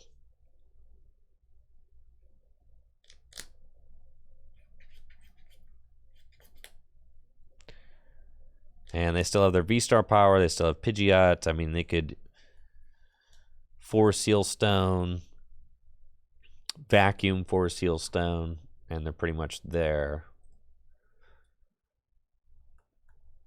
But then they would need a few other things. They would need to have the Psychic Energy on Sableye. They do have Fog Crystal for that. Definitely hoping that they don't knock out the Remoraid this turn. However, if they do, I mean, I can still Luminion. That's why I got the Ultra Ball, so I have either as an option.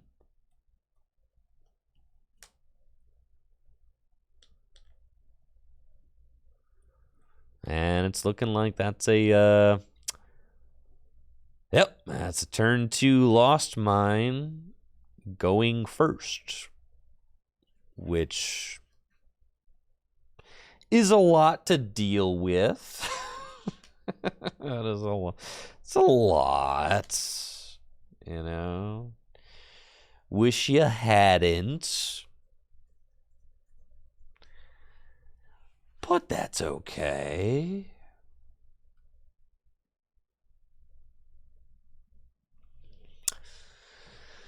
Yeah, this is pretty trash. What? Because I can like Ultra Ball away. Like I have to bench this, and then I have to Ultra Ball away those 2 cards. That's just the way it is. To go get Luminion. And that's the only thing that's going to allow me to play the game. And I just pretty much have to go research. To try and draw as many cards as I can.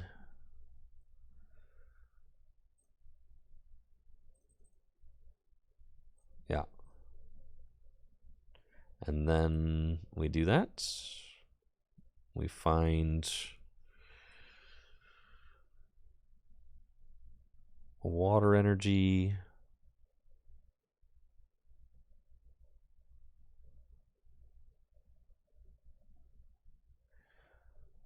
That's fine.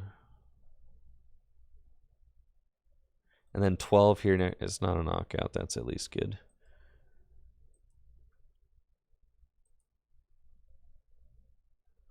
Take that. Go get the telly.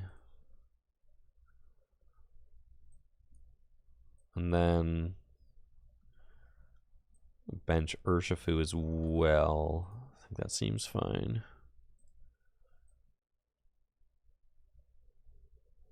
We can hold that.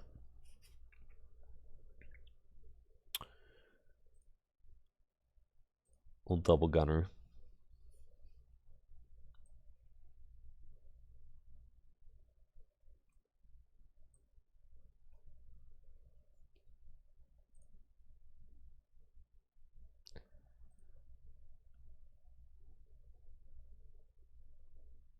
It's fine to just hold that there. Then VMAX Spiral. And I could...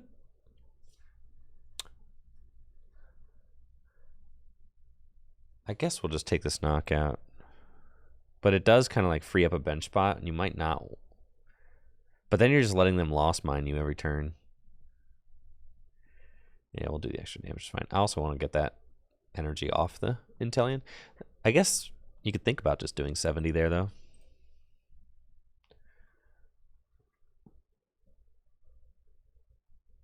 But it's fine. Right, they can free up their own bench spot with Pidgeot. That's true. That is true. So, yeah, it's just worth it to take that knockout. And then they can always switch card, too, which really messes up your math. So, you do have to be a little bit wary of that.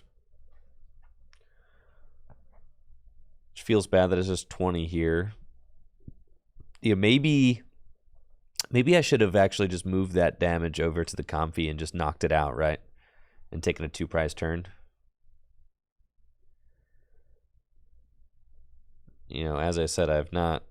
Experience share is interesting. Not played this deck too much, so I'm kind of learning on the fly. And by too much, I mean at all. So maybe in hindsight it was correct to do that, but... I guess my thought was that I was trying to get a yoga loop going, right? And now... That's the thing, is like... If I can find a... If I can find one of my switch cards, I can just yoga loop. But I have to commit this there, and it's such a risk off of Iono, right?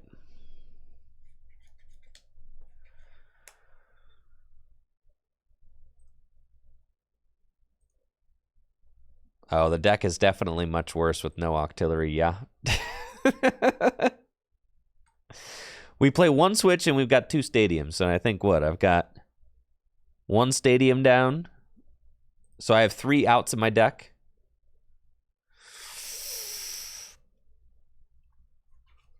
It's fine. I think I just... if you miss, though... No, there's a stadium down. So yeah, I've got 2 stadiums left.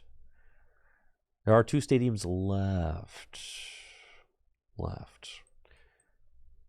Okay, put that there. And then...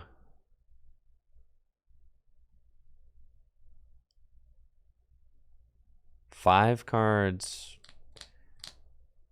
I mean, sometimes you just have to be good at this game, right?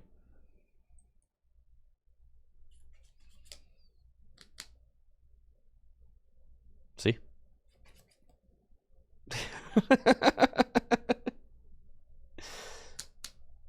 Like I said, sometimes you just have to be good. Yeah, you make game-winning plays to win, right?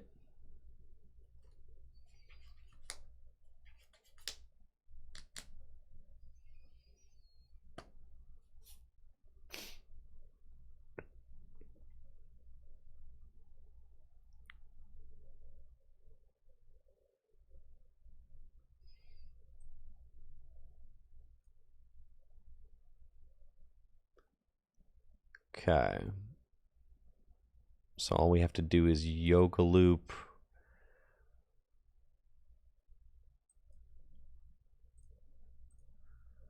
That's fine. I could double gunner again, but I don't need to. I'm going to knock out that. Well, I might as well.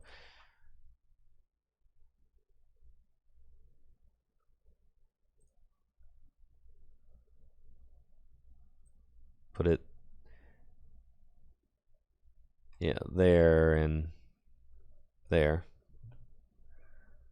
And then yoga loop. Boop. And take our prize. Got Melanie again. The Tower. Yo. All right.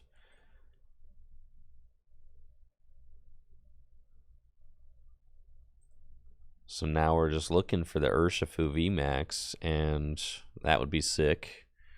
We got 4 Sealstone. Holy moly. This deck is so broken, dudes. What in the world is wrong with this deck? Somebody stop it. What in the world, man? This is silly.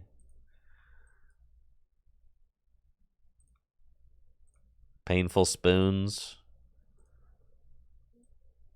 One over there. Done. It's ridiculous.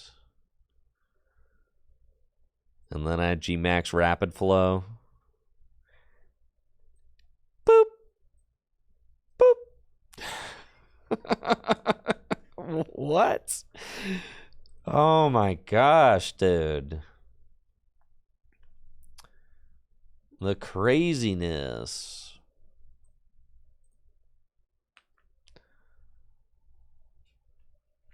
And what, I've got 1 prize left? Tier 5? Like, what are you gonna do? Nothing. And this is with the turn 2 Sableye going first.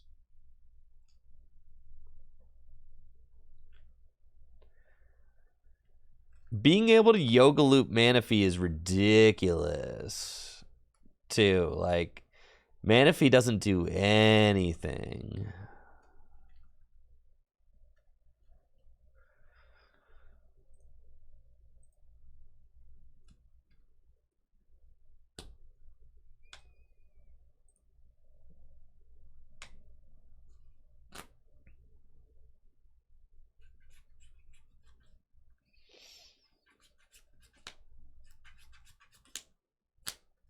That's craziness. Okay. See, and this is why you try new things, right? There's always time to learn something. Last week, I was learning about Lost Tina, and I felt like I learned something. This week, I'm learning about Rapid Strike Toolbox.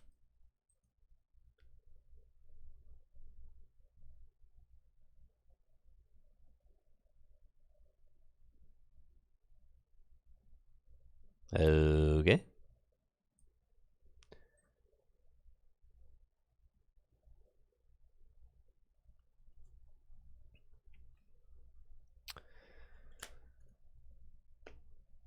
Looks like we're up against Gardevoir, another top tier matchup. Curious to see how this goes. They're going first, which is fine. We've got Irida and Lumineon to help us get moving. No battle VIP pass. See, that's nice. Gardevoir seems really good for us, yeah. They have to damage their own guys. They help you out a lot.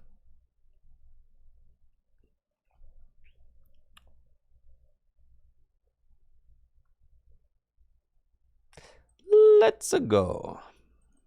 We get a water Pokemon. That's my only Remoraid. Man. That's fine. I can retreat it. And not that it really matters, but I did prize all my Urshifu as well. Which is kind of interesting.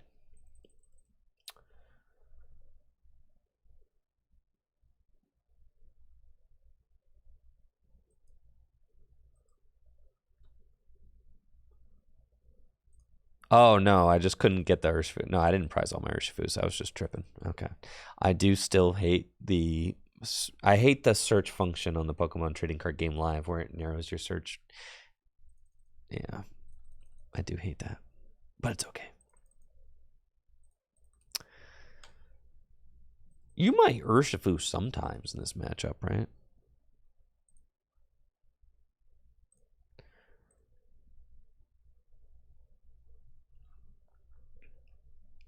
Feels like something you could do.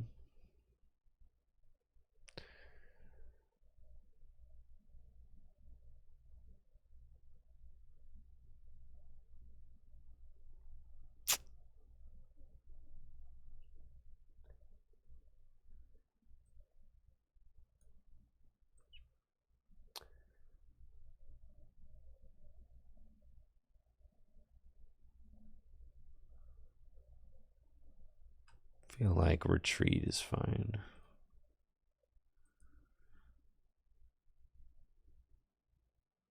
Okay.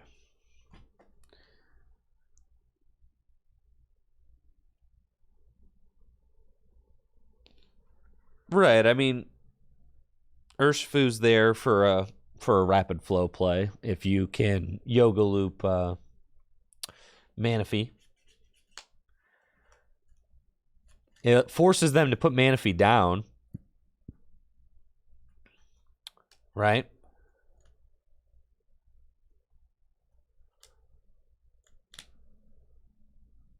Sheesh.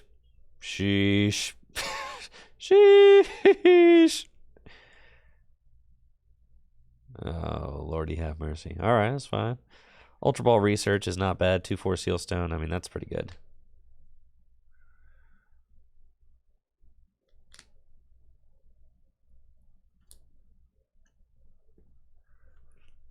I got Radiant Greninja. So the last Pokemon has to be... Well, that's the thing. I guess they either go Cresselia or Manaphy at this point, right?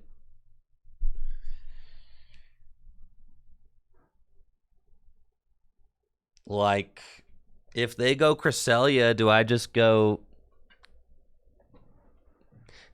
But I don't have... If I had Melanie or Rapid Strike Energy in my hand, I guess I could do that.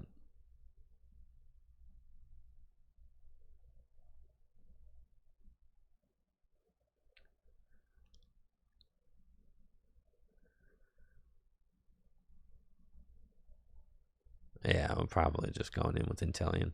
Still a good hand. Well, I don't have the switch though. But my goodness, it's all here.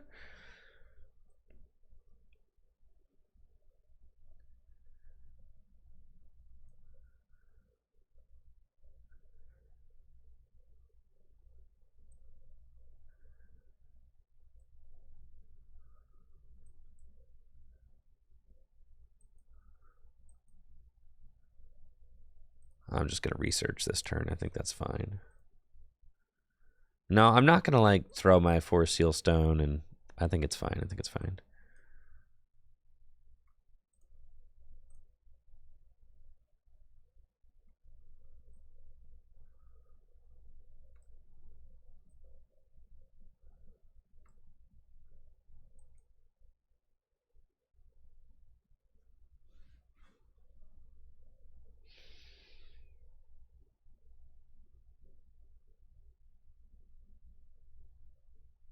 Okay.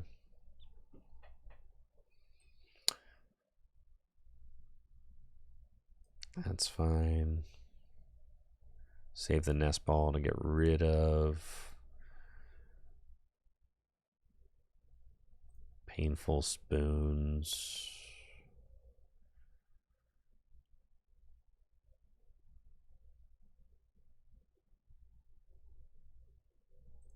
That's fine. Put that there to decrease the amount of energy they can put on it. VMAX Spiral for knockouts.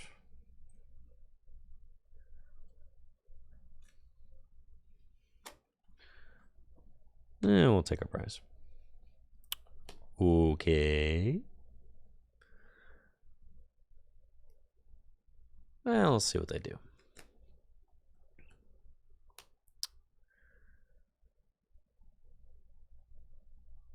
They play a lot of Iono, which is definitely going to make life tough without the Octillery, because they can just, you know, put my Rapid Strike energy and stuff back into the deck every turn, which is not great. it would be stellar if I could hold on to this hand this turn in Clara. I would like that a lot. But I guess I could also find Hisuian Heavy Ball, which could go get me another Remoraid out of my prizes, which is also not bad. That could be good. They just got another Gardevoir EX, and it looks like they're going to schmack. Probably Urshifu. Yeah. Okay. That's fine.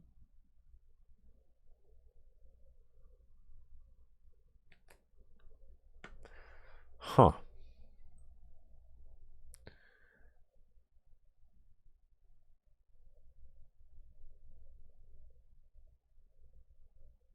Okay.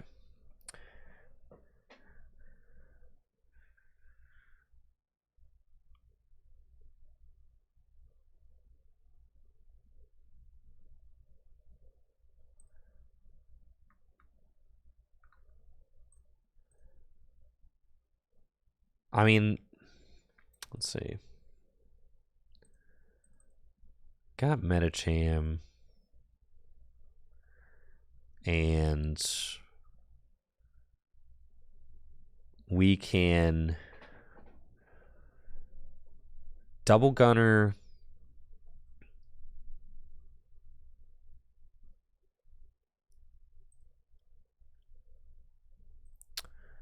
once. And then I don't have the retreat or the switch or anything.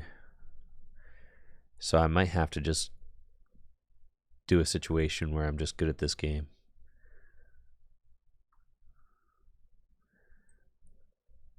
Ultra Ball. Discard those, which feels really bad, but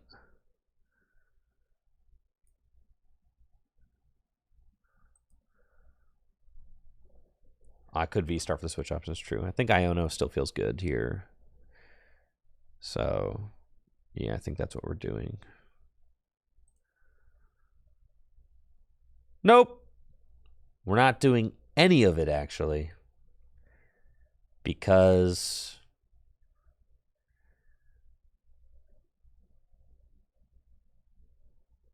it's over. I Ultra Balled too hard. And now we have to pay the price. Which is, whoop!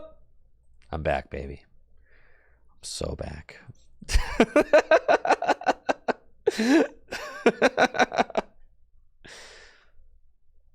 Man, this game stinks! All right.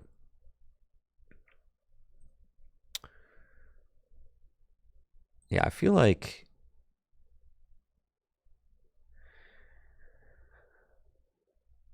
if I Clara, yeah, I can knock out, I can Yoga Loop the Curlia. That's fine, actually. Let's just do that.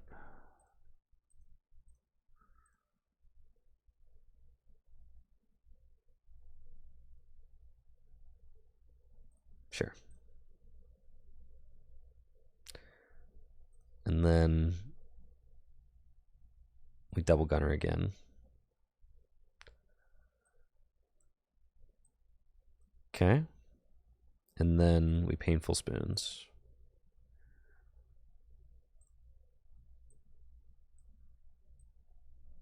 And then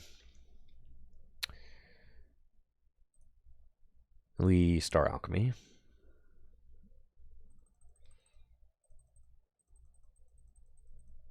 And get me that. We'll bench that. Yeah, I like this route. It's fine. We do that. And then, like, there's not really any good Pokemon to knock out. Like, I'm going to Yoga Loop the Curlia, then what am I doing? Yikes. I don't know. We'll figure it out.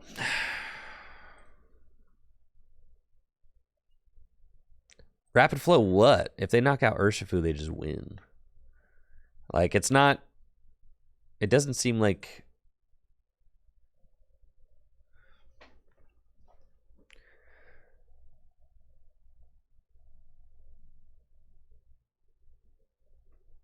You know, we definitely Iono here. We evolve. You know, like what? Yeah. Like what are we really doing with Urshifu here? Nothing really. I know, you're so sad. Okay. And then, oh, I double gunner. Yeah, don't be bad.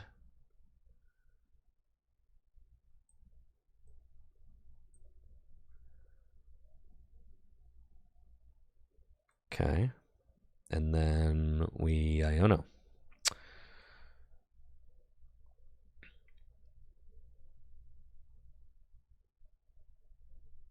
Ooh.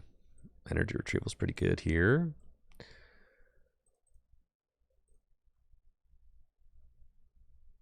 And then I feel like I just save the Yoga Loop for the Mew again, right?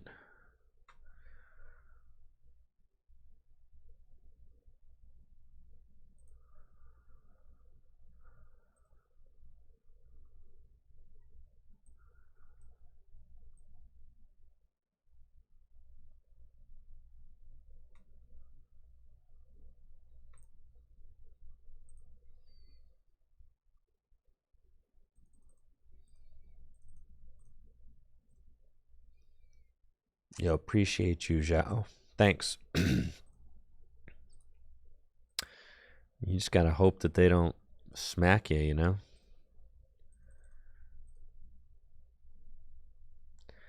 I mean, like, I could knock out the Mew right now, but what's the point? Wouldn't we rather save, like, a cheap Yoga Loop target to buy us another turn?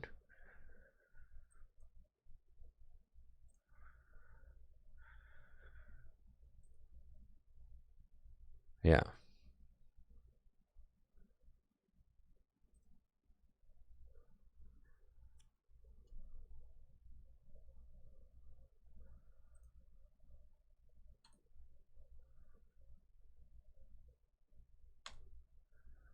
You just save it for another Yoga Loop, right? You just put it there. I could have put the damage from Gardevoir on a Ninja. That would have been fine.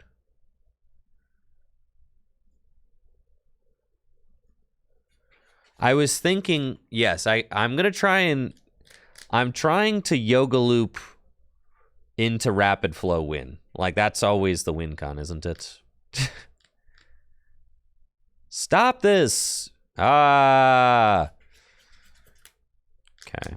I could still almost probably do this. All right, this thing's got a resistance to 30. Okay. So they got one prize left, huh?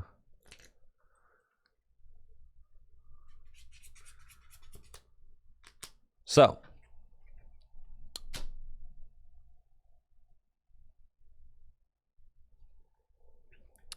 I go knockout. You've got 130. I can't. I need that to be the bench so that I can actually hit it, right? They've only got one prize left. Iono to 1 is also, like, very valid.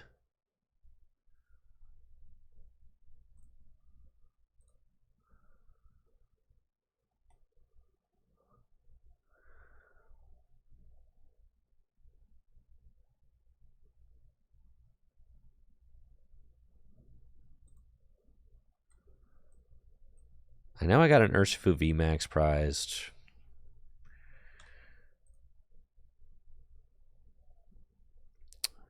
But without escape rope, I can't push this Guardy to the bench. So I think you're just using Iono and saying, like, you don't have boss, right? Yeah, I think that's just the play. There's not really any cute way to get around this, I don't think.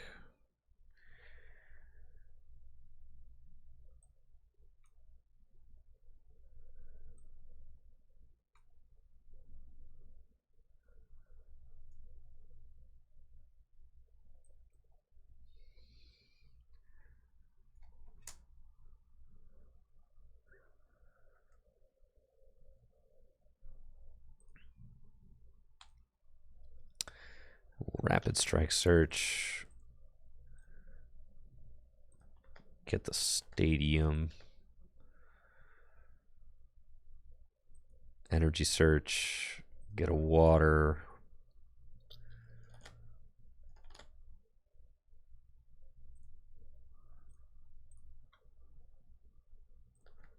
Double gunner.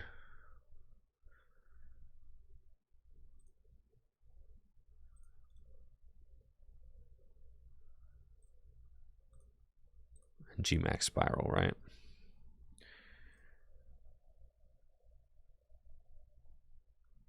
So we should be chilling.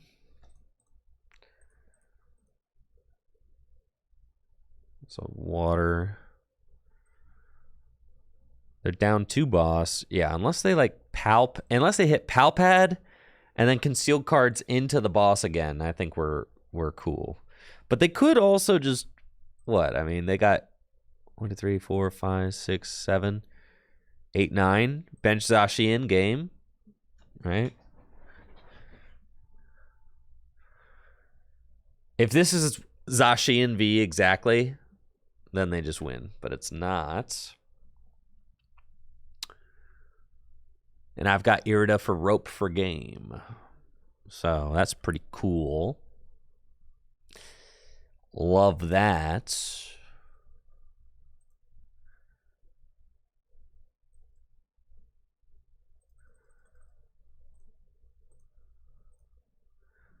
GG's.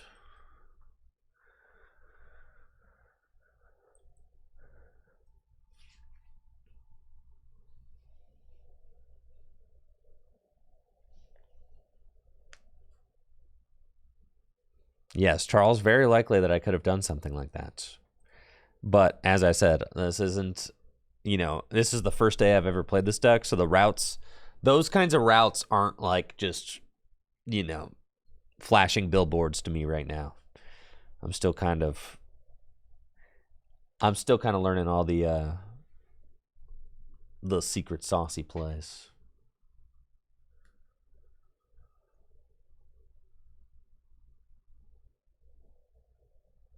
Moved 4 damage counters to the active guard last 2 turns and benched Urshifu last turn. Then they have to choose between Boss KO, Urshifu, or Looper. Right. Yeah. I guess I was a little bit hesitant on benching the Urshifus just because one got gusted and knocked out so easily early on. So I was kind of like a little hesitant about that.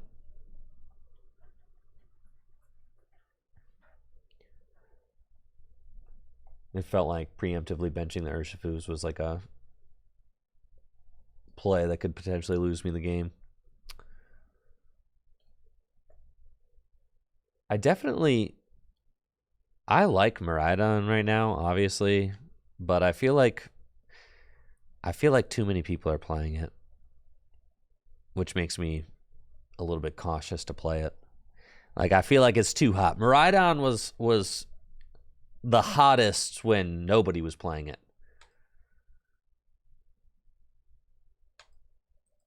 Like, Miraidon was so sick when nobody was playing Miraidon. But now that everybody's playing Miraidon, it's like, oh, well, people are going to tech against it now. You know what I'm saying? Well, no, it's way cooler to play a deck that no one's teching against. So that's the problem.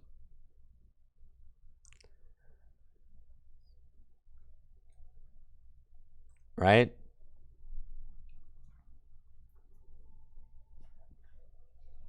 This matchup stinks, guys.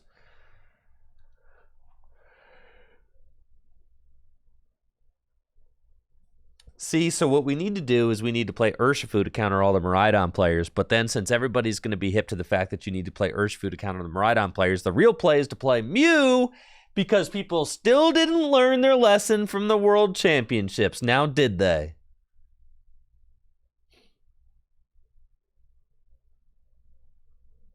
Isn't that right?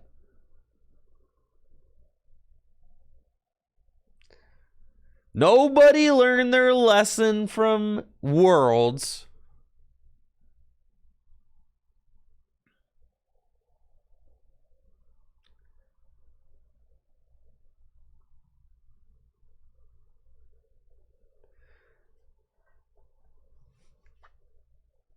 And Mew is just going to strike again. I do think Lost Tina is going to be huge at Pittsburgh. All right, so like what are the decks that are showing up to Pittsburgh? I think Rapid Strike Urshifu will have a little bit of a resurgence. I think Lost Tina will be present. I think Mew will be present.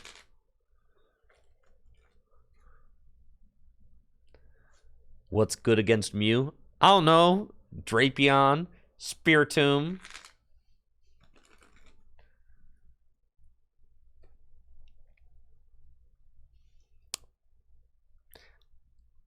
I'm going to lose. Bigly.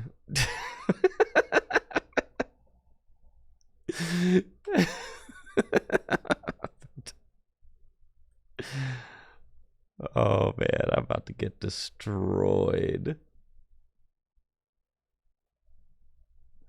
No. What if I can win, guys? What if I can win? What if I win?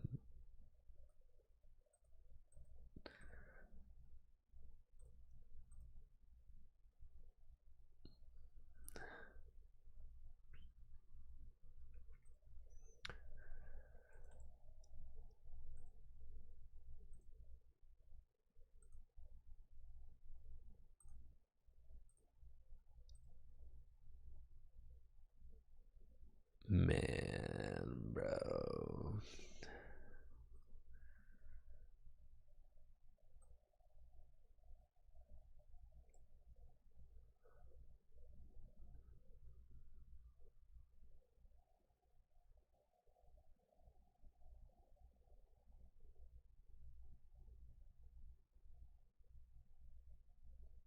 Man.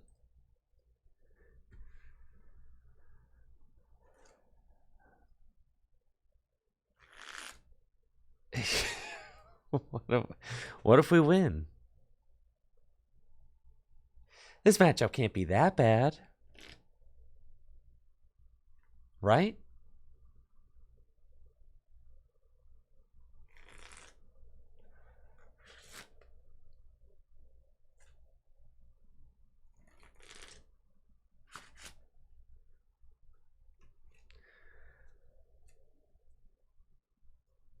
I gotta say, I was huge Mew pilled. I don't know, mid-season last year. Now I'm back to being a Mew hater. For sure, I'm off the Mew wagon. I'm a bona fide Mew hater now.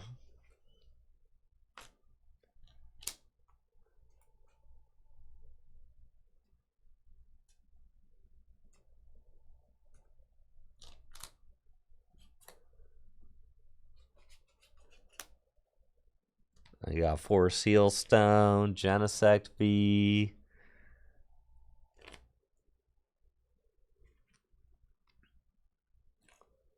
I don't think that the Lost Zone decks are that. I don't think that the Lost Zone decks are like insanely problematic. There's a lot of people out there who are all ban Sableye and stuff. It's whatever. You got to print strong cards, right? Yeah. Sableye, listen. Sableye's Sableye. It'll be gone eventually. That's fine.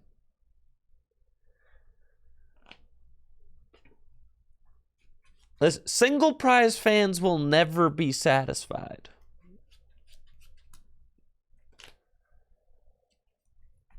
Thank you, Pokebra, for the sub and the 31 months.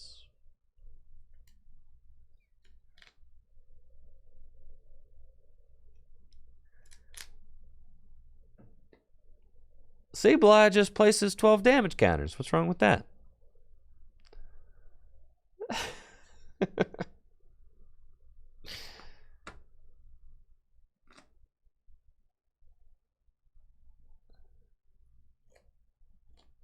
People want to win with silly decks. You're never going to win with silly decks. Never. Your silly decks are always going to be bad. It doesn't matter if it's ADP or if it's Sableye or if it's Inteleon Urshifu. It doesn't matter. Okay? The silly decks will always be bad. Back in the day, it was ADP. Then it was Inteleon. Then it was Jolteon. Remember Jolteon?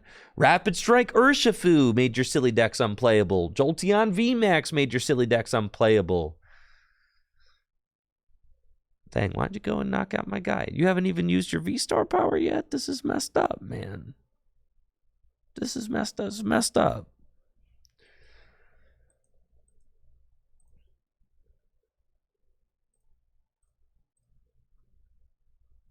Dragapult VMAX. So true. Good point. Dragapult VMAX made your silly decks unplayable. There was a lot of stuff that made your silly decks unplayable. Yet everybody wants to point the finger at Sableye.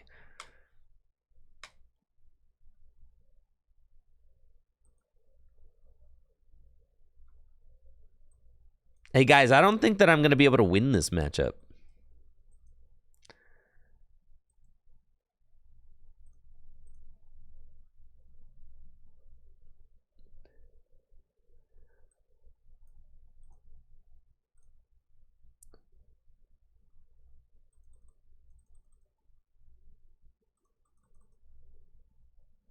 There's nothing good in my deck worth getting.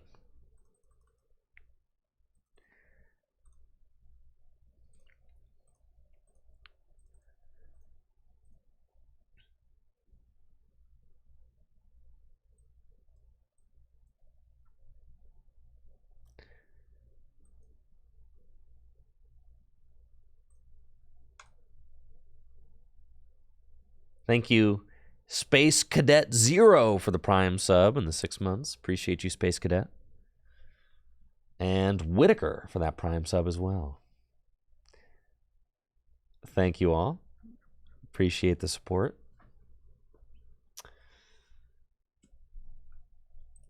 I'm curious to see what everybody thinks. Let's do a poll. Is Sableye a problematic card? And like, by problematic, I mean, should Sableye be banned? Yes or no?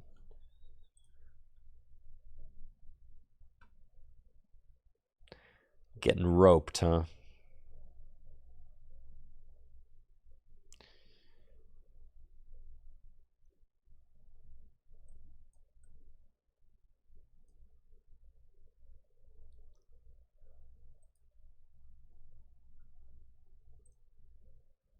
Saying 65%, 65-35 right now. 66 says no.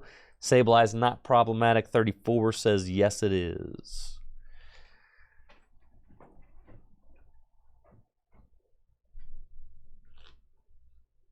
Sableye is fine. Get over it. Listen, we had ADP. You guys remember how unfun it was to play against that deck?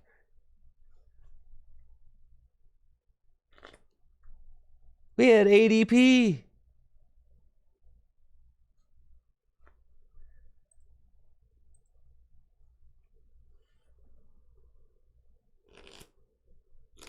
ADP was fine.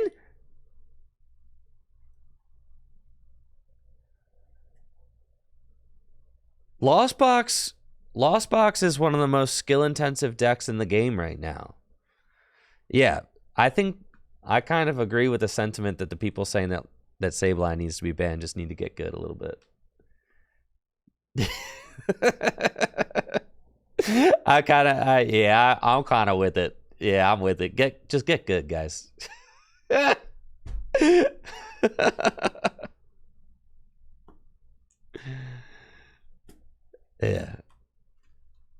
Come on, it ain't that bad. It's annoying to play against and it'll rotate out eventually. Whatever. I just beat a deck that turn 2 Lost Mind me.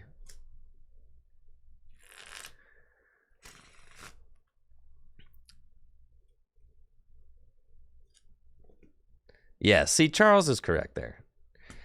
Listen, your Wings of Union deck's never gonna be good, okay? Just get over it. Your Wings of Union's just not gonna be good. It's not gonna be as good as you want it to be. Okay? And then, if Wings of Union was broken, y'all would be excited about it for 7 days, and then you'd be begging for Wings of Union to be banned. Because you're like, Wings of Union is too broken. I can't play any of my fun decks because everybody's playing Wings of Union, and this is broke. It's way too broken, right? Do you see?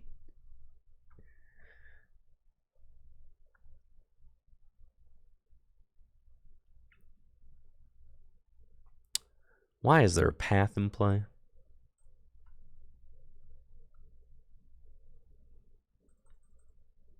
Why does my deck have no boss's orders, huh? That's a question that I'm ultra curious about.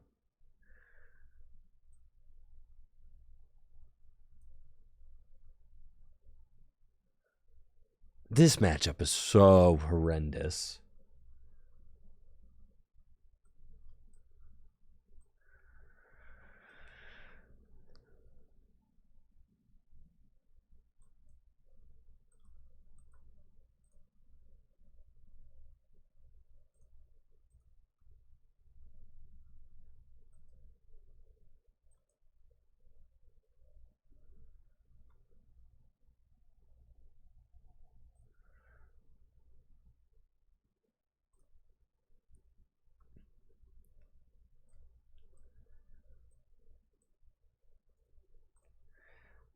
I would need my opponent to play like a total buffoon in order to have any shot.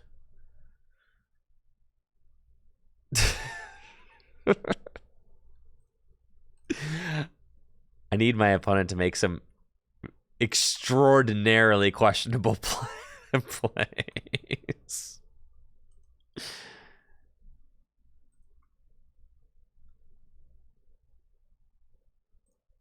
I feel like current standard is the best it's been in years right now.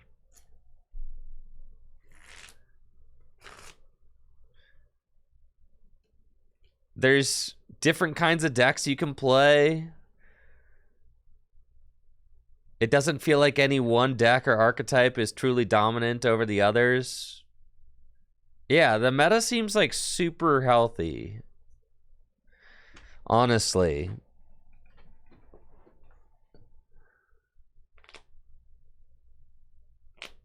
I didn't say Bella VGC. I did not say, is Sableye healthy or is it the best card for the game? I basically asked, just should it be banned? Cards that are, you know, I don't think it's powerful enough that it needs to be banned. I think people just like complaining about it, right? And that's the thing, is that you have to, when you're creating a card game, you have to make strong cards or else the game is just nothing.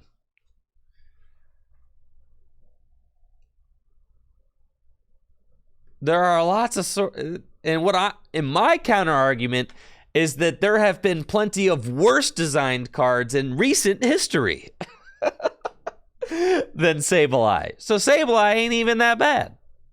And at least it's a hard deck to play. You know? Like, at least Lost Box is, at least if you're like getting cooked by someone playing Lost Box, at least they're probably deserving it. Tell you what, getting cooked by ADP did not feel like my opponent earned that. Not even a little bit. Yeah, ADP was so much worse. I'd even argue that Arceus is way worse. Tell you what, losing to someone playing an Arceus deck is the worst feeling in the world because it doesn't take any.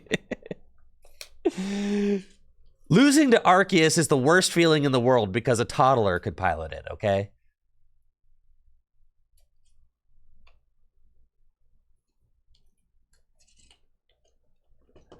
Losing to Arceus is way worse. At least losing to Sableye, they had to, like, cook a little bit.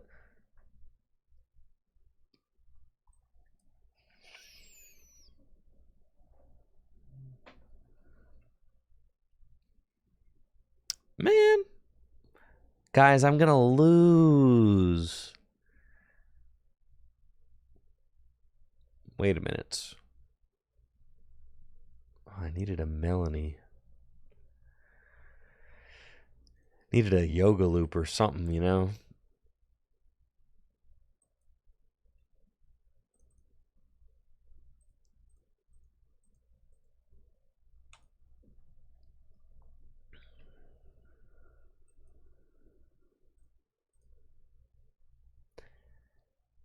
All right. This matchup's unwinnable, man.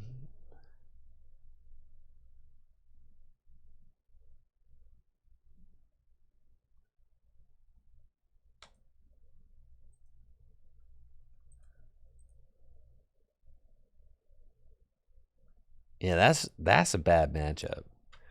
All right.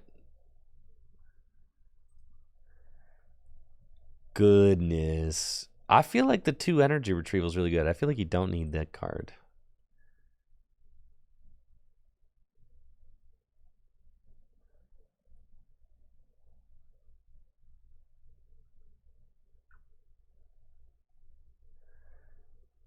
Gosh, this deck is so greedy.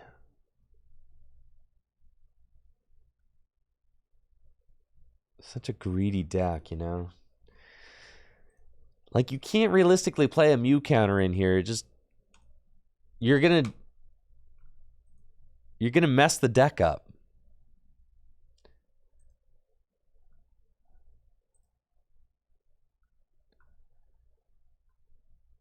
What did I take out of here? It was easily a very forgettable card.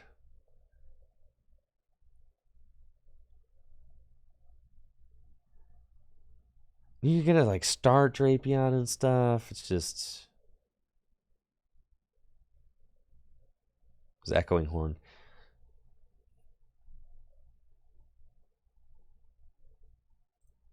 Yeah, I like that.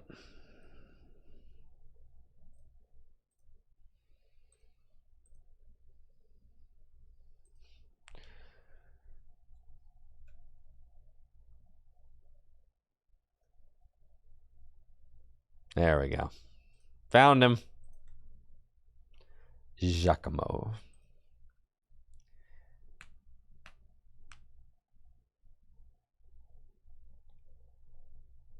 Sableye is fine.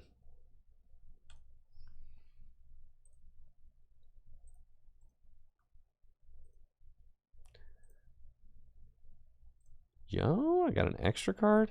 Where'd I get the extra card from? Oh, Giacomo never made his way in.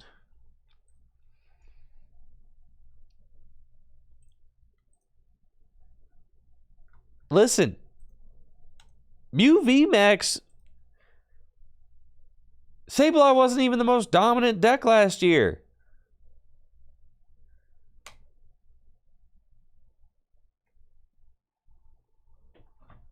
It didn't.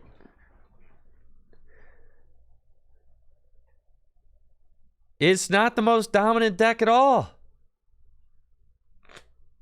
When I say last year, I mean last season. It was not the most dominant deck last season. Do you remember how ridiculous Lugia was pre-rotation?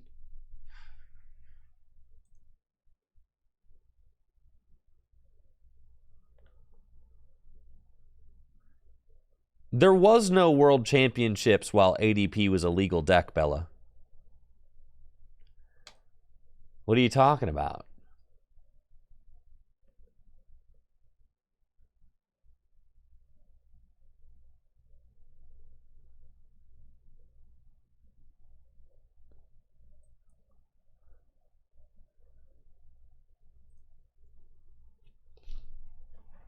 Yeah, Lugia was like by far the most dominant deck. It was so toxic you could use every attack instantly. It's ridiculous. Hopefully I prized a Pokemon V. Haha. This deck reeks.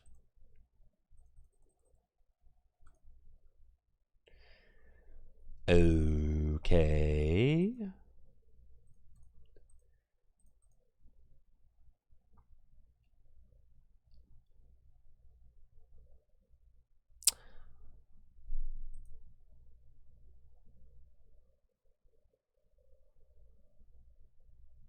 Pass.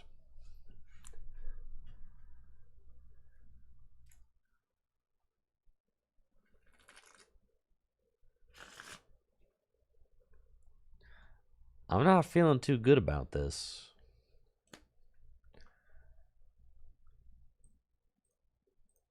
Well,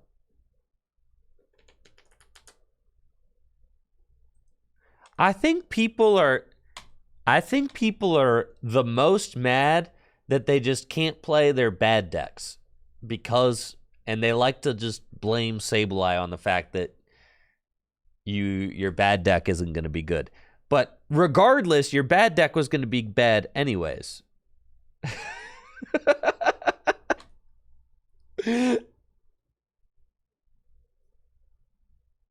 Yeah. Your bad deck was just going to be bad. Sableye or no.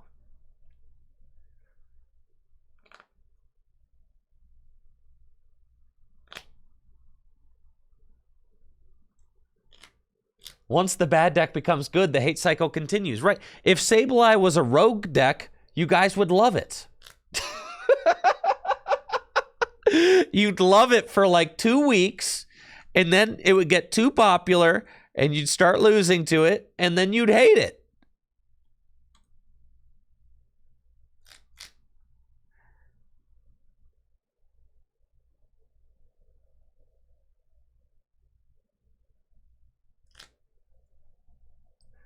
Why do I have all 4 Ultra Ball in this hand?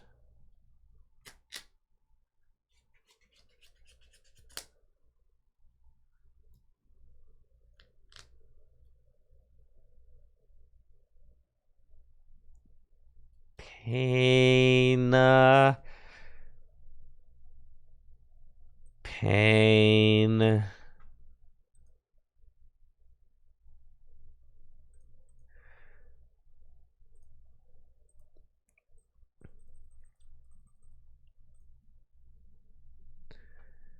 That's fine.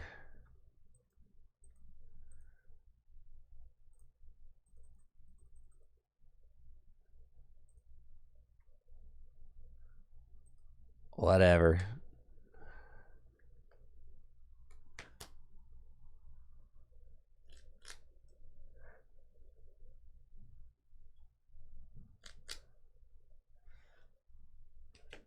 All 4 Ultra Balls are gone. All 4 Ultra Balls are in the bin.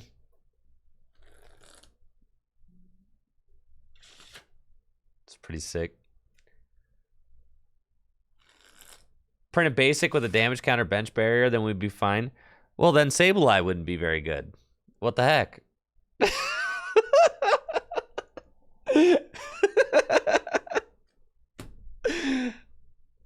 Ew, what about Sableye?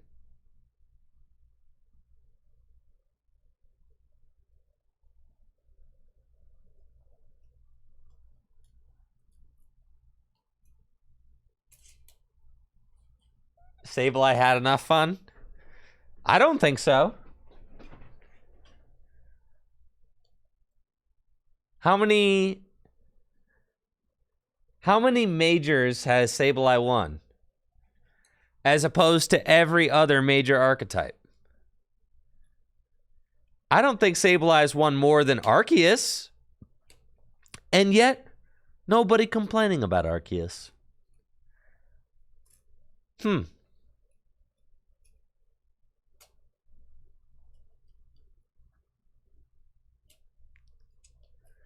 Mew has won more tournaments than Sableye as well.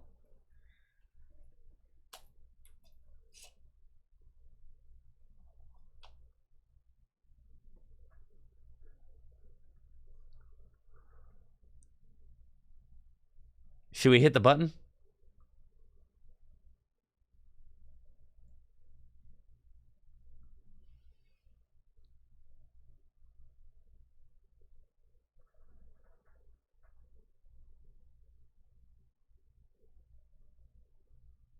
You think button smash? No button smash. We'll button smash later.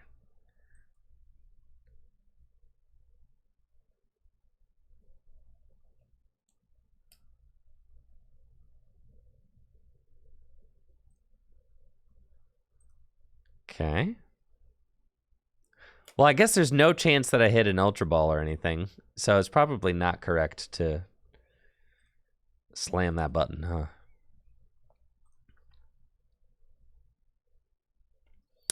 What if they go turn 2 Radiant Greninja? I'm not really trying to have that, so I guess I might as well only put down one Remoraid. And then we can evolve here. And energy retrieval. And double gunner. Okay. Here and here. And I'll pass.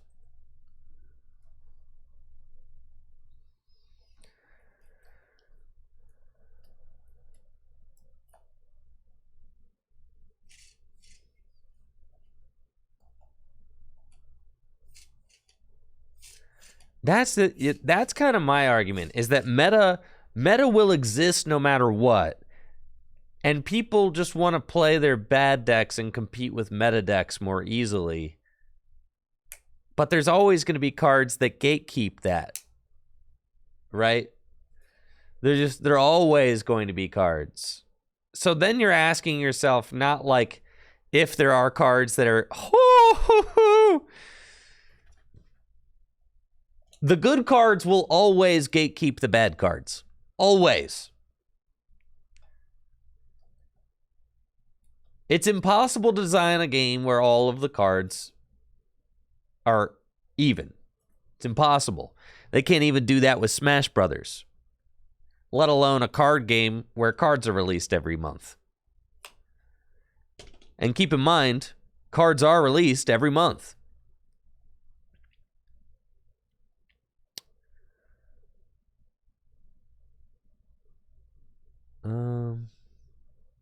They're really not doing anything. I feel like I kind of have to IO now.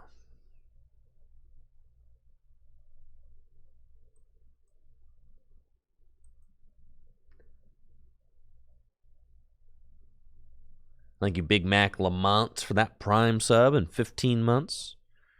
Big Mac, appreciate you. All right, we've got some plays. We got Double Gunner.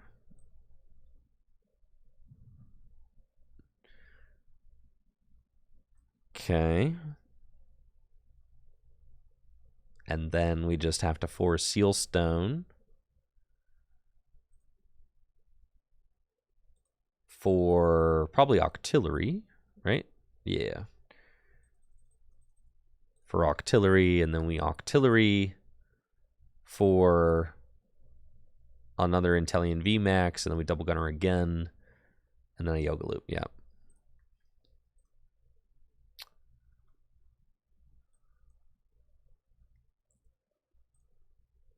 Rapid Strike Search.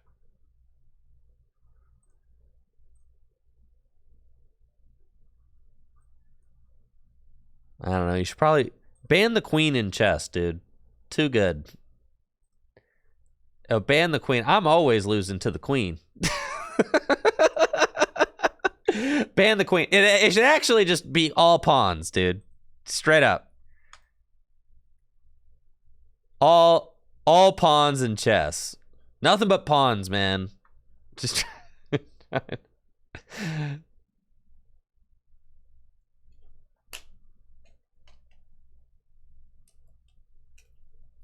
it's called checkers.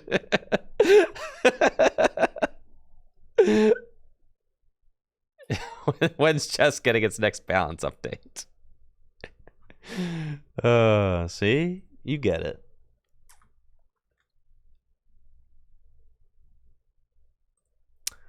Okay, I get to go again. That's pretty sweet. I'll bench that. And what's Melanie?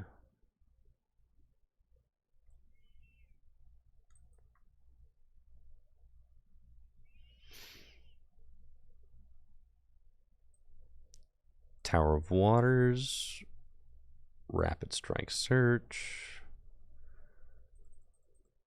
Let's go get this guy. Slam that down. Retreat. And I'll do the thing. VMAX Spiral. Sure. Goodbye. And I'll take my prize.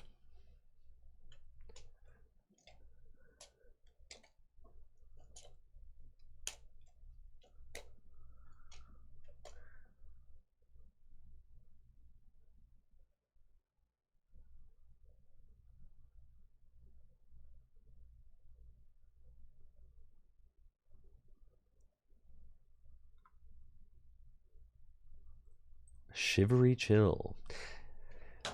Well, I think that like the kind of the situation that trading card games are in, it's very fascinating to me. The fact that you have to design cards that are similar enough that they still feel like you're playing the same game, but different and more powerful enough to get people excited to play them, but not too powerful that you just power creep everything out of existence. And you can't make... Every time you get a set like Obsidian Flames, people are like, this set sucks, right? Like, why aren't there any good cards here? And then you get a set like Lost Origin with good cards, and people are like, ban those! You know? It's like, what do you want, man? It's hard. It's hard. You gotta... So, like, you have to be, like... understanding. You have to be understanding towards the game designers, right? Because they can't ever make everybody happy. You're along for the ride, right? Like, the game designers are making a game and you're along for the ride to experience the game through its highs and lows, through all of its good times and its bad times.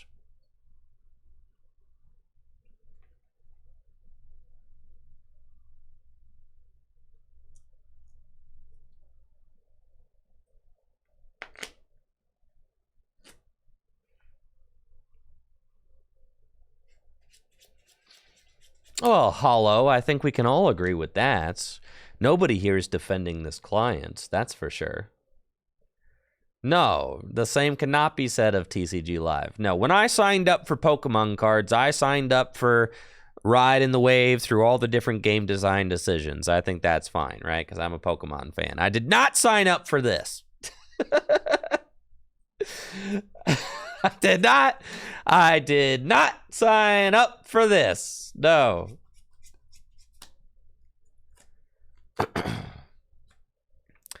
But I think as far as game design goes, I feel like Pokemon's been doing a really great job lately.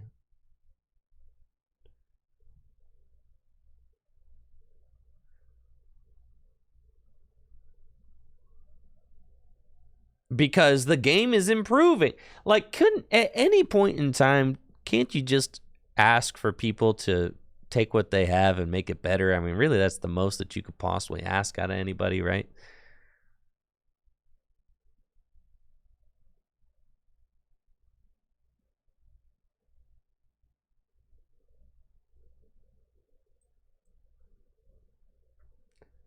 You know, and the Pokemon trading card game has been steadily improving since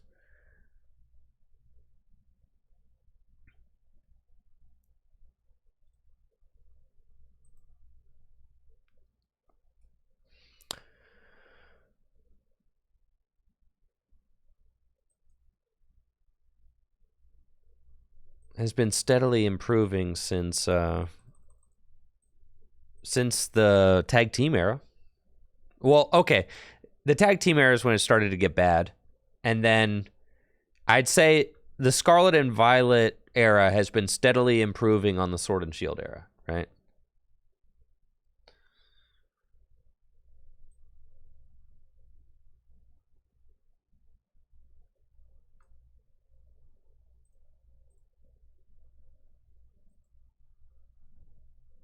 Okay.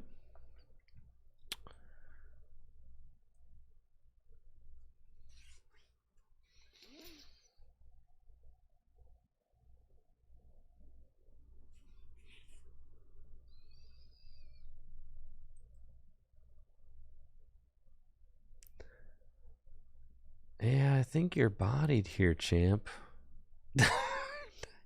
Not gonna lie, I think you're ruined, dog. I think it's over for ye. Yeah. It's not looking good here, sport.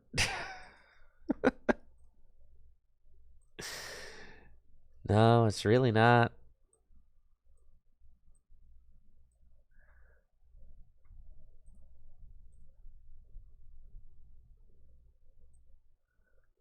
$140 plus $120, that'll do it. 80, that might need one more. I'm not exactly sure. My math is, yeah, that needs one more. Yeah. All right, see, there we go. Retreat and VMAX Rapid Flow. Man, oh man, this deck is broken.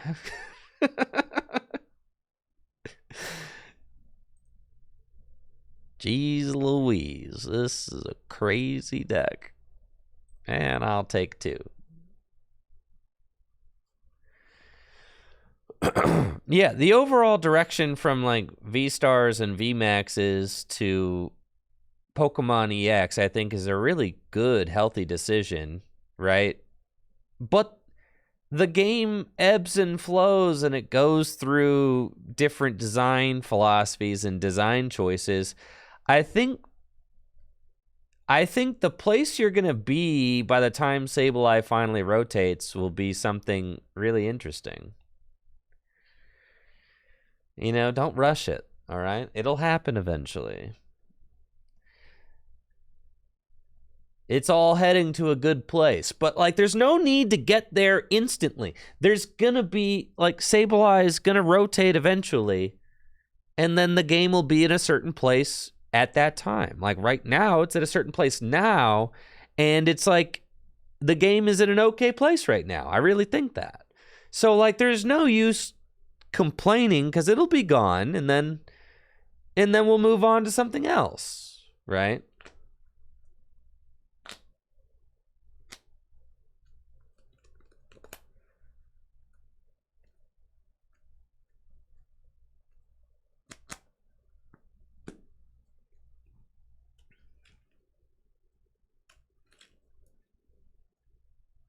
I think it's just, you know, there's a lot to kind of, you know, get into with the format where it's at right now. You know, there's the best decks are just very much the best decks, though. There's not really a ton of room for a new deck to break in, and that's because we've got these very insanely strong, you know, we've got the very insanely strong Pokemon V, Pokemon VMAX, all that.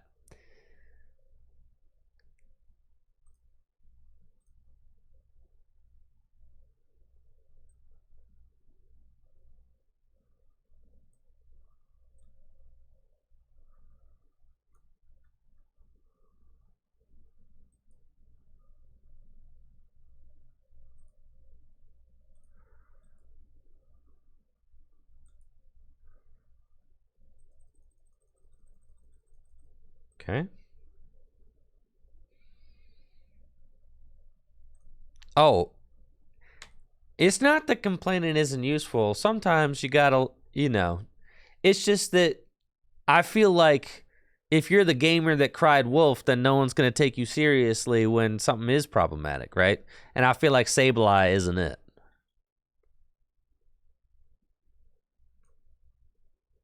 You know what I'm saying? Like, if you're the...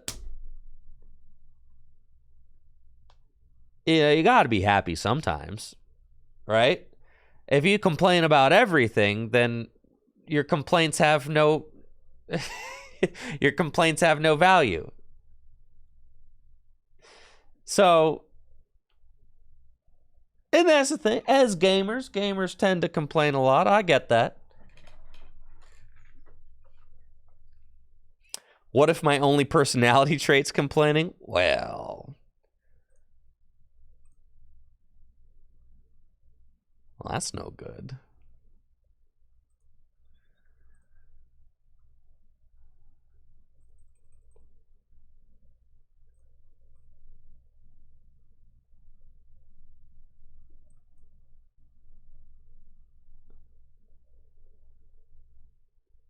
I want something to complain about when I get unlucky.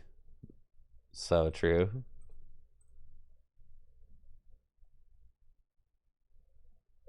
Prize card complainers, where you at? That's the best thing. For sure. You win a game or whatever, and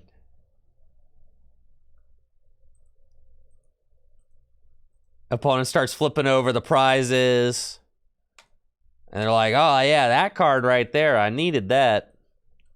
And then they start flipping over their top decks, and they're like, man, I wasn't seeing anything for forever.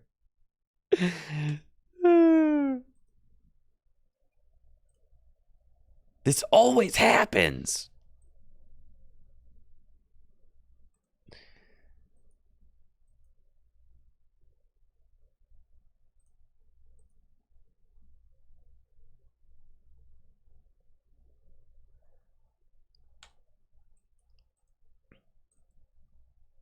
But I do think that the design generally of the Scarlet and Violet block is like really good. And I think V-Stars were like incredibly broken. I mean, they're so powerful, right? And you still have V-Stars and like Mew VMAX. I mean, all these cards they're so broken, right? They're so incredibly broken. And it's like, okay, those kind of extremely broken Pokemon, ruled the world for a couple of years, and then we're going to move on, and there's going to be different kinds of strategies that are going to rule the world. I think that, and some players like these really big, bloated Pokemon that just do really insane stuff. Some people like that. Some people liked tag teams. I don't. But, some people liked tag teams. And that's okay. I'm not going to ever fault the game designers for trying something new, right? Because the game's been out for 25 years. How do you answer that question? How do you continue to design cards that are different enough to feel fresh, but similar enough to still feel like Pokemon cards, powerful enough to encourage people to want to buy them and play them, but balanced enough that people don't complain? It's an impossible task, right? It's impossible. It's not possible.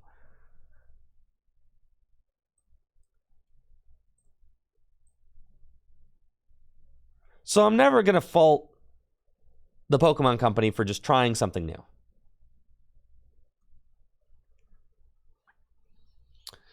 Because you got to try new stuff. You just have to. Right, and the sets need to come out not every few months. Look at Japan. Every month. I'd say it's like 6 weeks between sets in Japan. That's where the game's made. I feel like they got new cards every 6 to 8 weeks, right?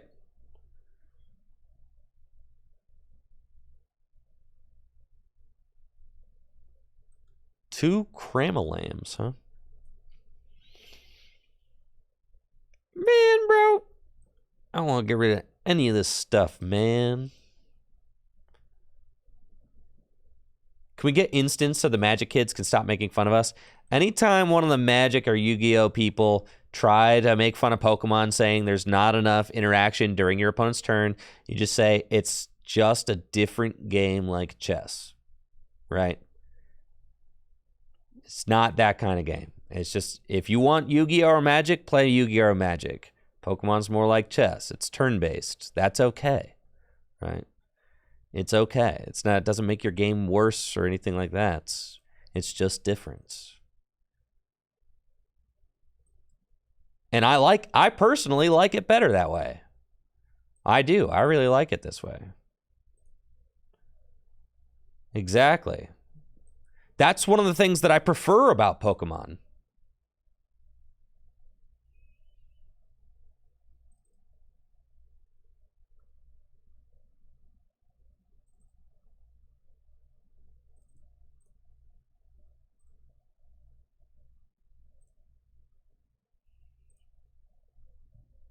That's fine. They ain't gonna turn 2, right?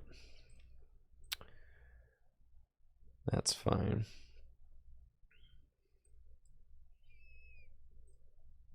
Surf.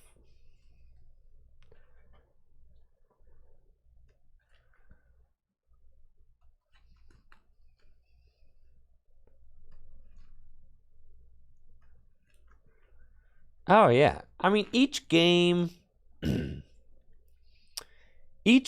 is different in its own way. I mean, with Magic the Gathering, every single game is like, dang it, I was flooded. Dang it, I was mana dry. Darn it, I was flooded. I can't believe it. Mana dry again. Right? And it's like, well, of course, your game doesn't have any draw power. Everybody knows that there's a problem with the way that mana works in Magic the Gathering. It's just the way it is, right? That's why people double nickel. That's why people pile shuffle in Magic the Gathering. People pile shuffle like fiends in Magic the Gathering because they think that they're going to weave their mana correctly, right? That's a huge problem with Magic. It just is, and everybody knows it, right? That doesn't mean that there can't be good games of Magic the Gathering. It's just one of Magic's issues, right? In Yu-Gi-Oh!, it's that the games only last a turn or two, and every deck is so incredibly broken that it's a lot of turn 1, turn 2 wins. Because they don't really have a rotation or anything. They just apparently just keep... And it's extremely gatekeepy for new players to get into because there's not like a decent roadmap to follow. Because the game is so convoluted for like no reason.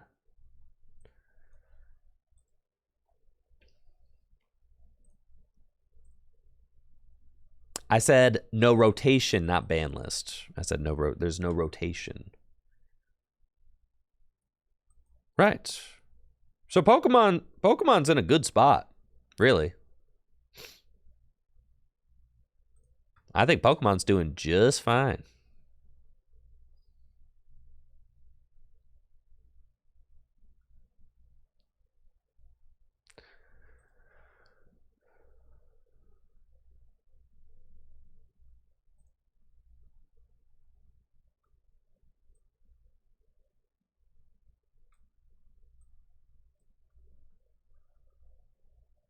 Okay. Got 1 water in the discard. Got 4 seal stone. To just take another knockout, I guess.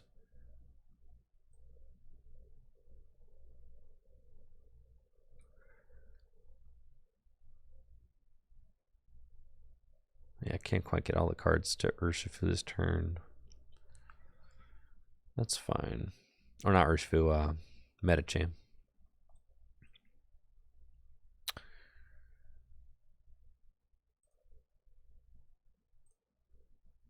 It's fine.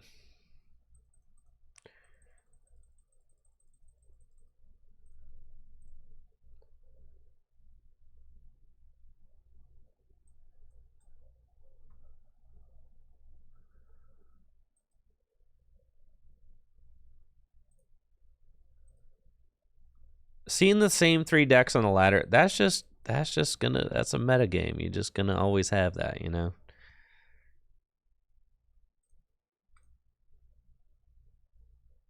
That's just what a meta game do.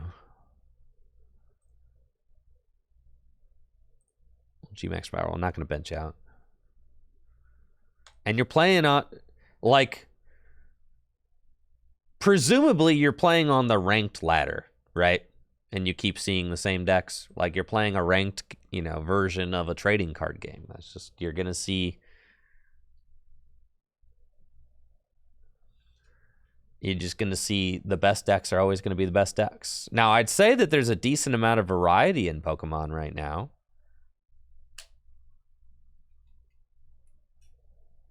And I don't think that it's the same 3 decks, right?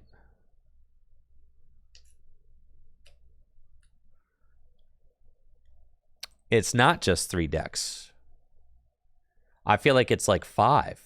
And I feel like the difference between 3 and 5 decks is like huge.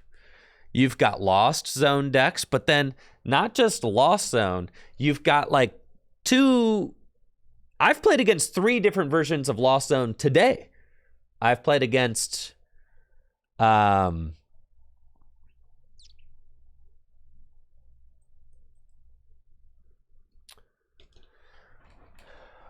played against Goodra Lost Box, I played against Charizard Sableye Lost Box, and I've played against Giratina Lost Box today.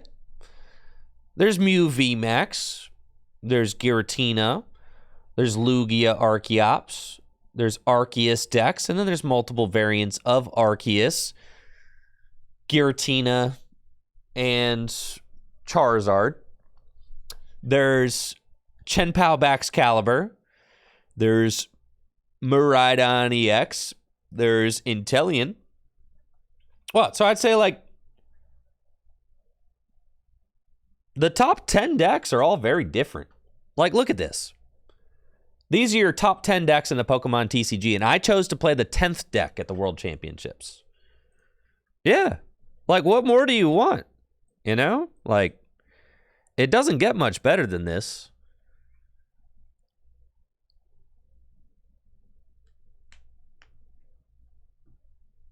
Yeah, there's Gardevoir. Right. And all the decks are relatively different, too, which is big.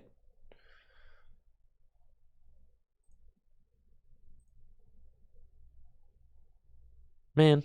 All right, here we go. Double Gunner.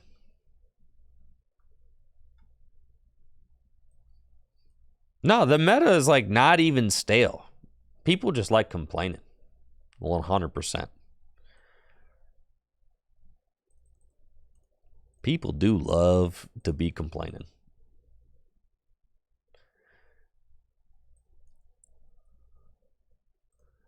Gotta get this guy. Okay. And then what I'm going to do for my next trick is I'm going to double gunner again. Okay. And with that, I will put you up to 50. And then I will bench Remoraid. And then I'm going to retreat. Feels bad, man. That's fine. And then Yoga Loop. Goodbye. Yeah, like, see? Look at this.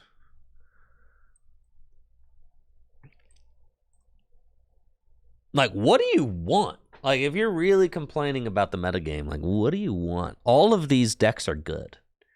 All of the top 10 decks are, like, good. And, like, could...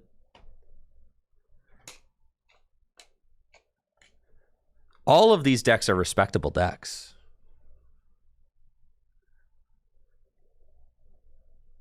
Yeah, not you, United Wing. I said top 10. Maybe even 9. 7?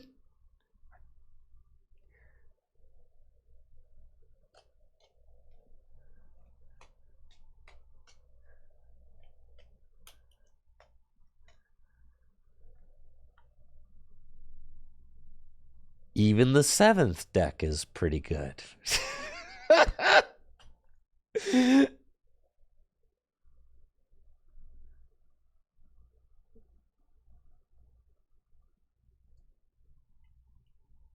Yeah, see, Ahmed, you've kind of summarized it, haven't you?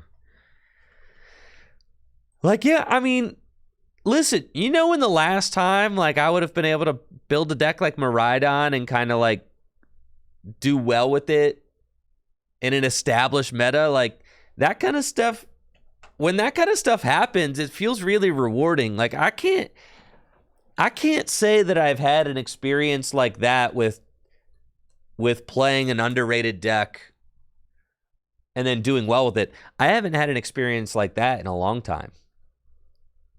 Right? Really haven't. And I feel like that's kind of a sign of like a reasonably healthy format. Being able to do something like that. I mean, your skill expression is pretty high. Your deck building abilities are rewarded. You know, also look at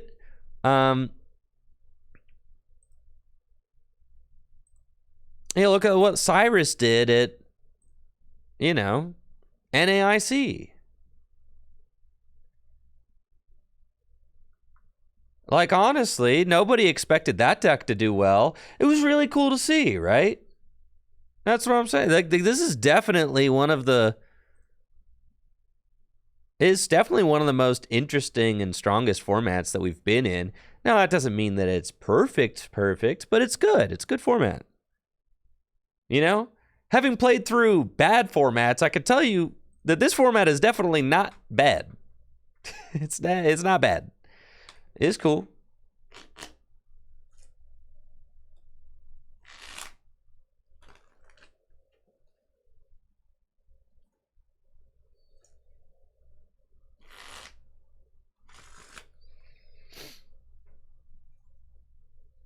The worst format in recent history was like the entire Sword and Shield block.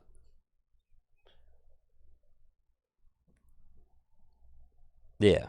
Because even ADP did not get toxic until the Sword and Shield block. I think the Sword and Shield block is like the worst designed block of cards in the history of the Pokemon TCG. Yeah.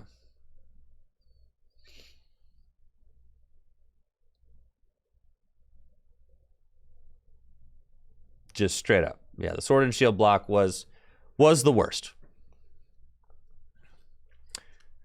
Frankly, I think it was so bad that we're kind of like, in some ways, like I'm thankful I never had to play that format at regional championships.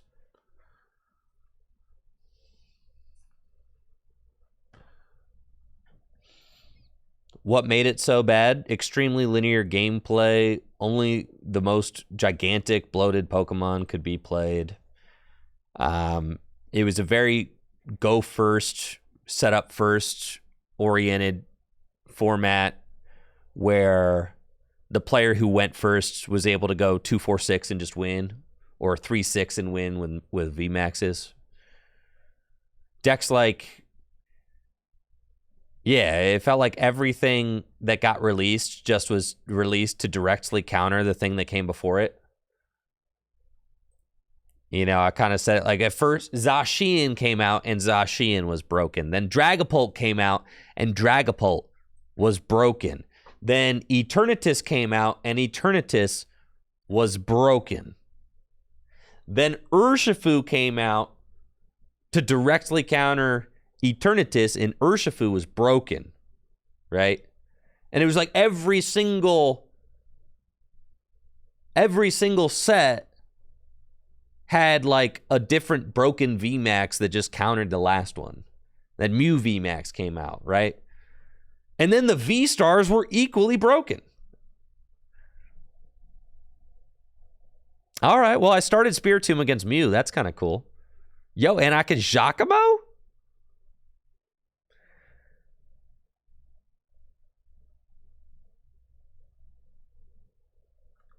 Huh.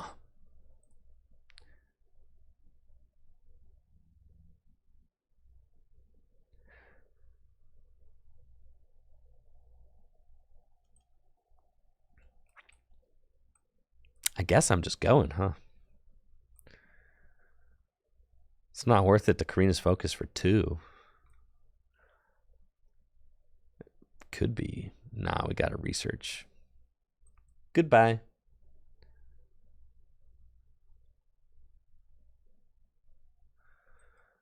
Nest Ball?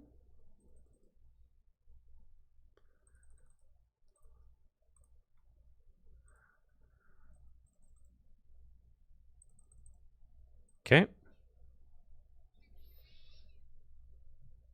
And Ultra Ball.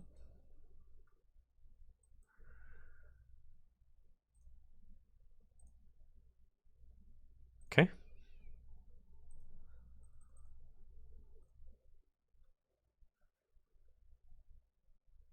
Don't I always heavy ball first? No, because I just checked my prizes with the nest ball, right? I checked my prizes with the nest ball to see if there was anything worth getting, right?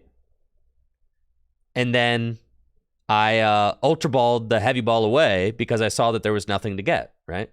Yeah. So no, you don't always heavy ball there. In fact, that is something you don't want to do.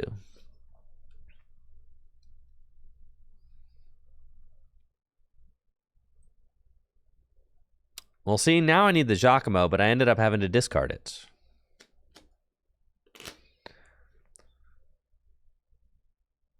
Holy moly.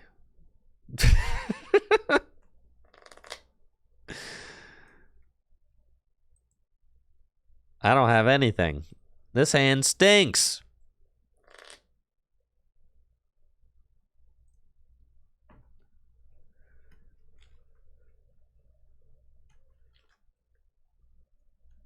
Right. Yeah, there was a lot of... Yeah, I think the Spiritomb Giacomo strategy is probably not worth it.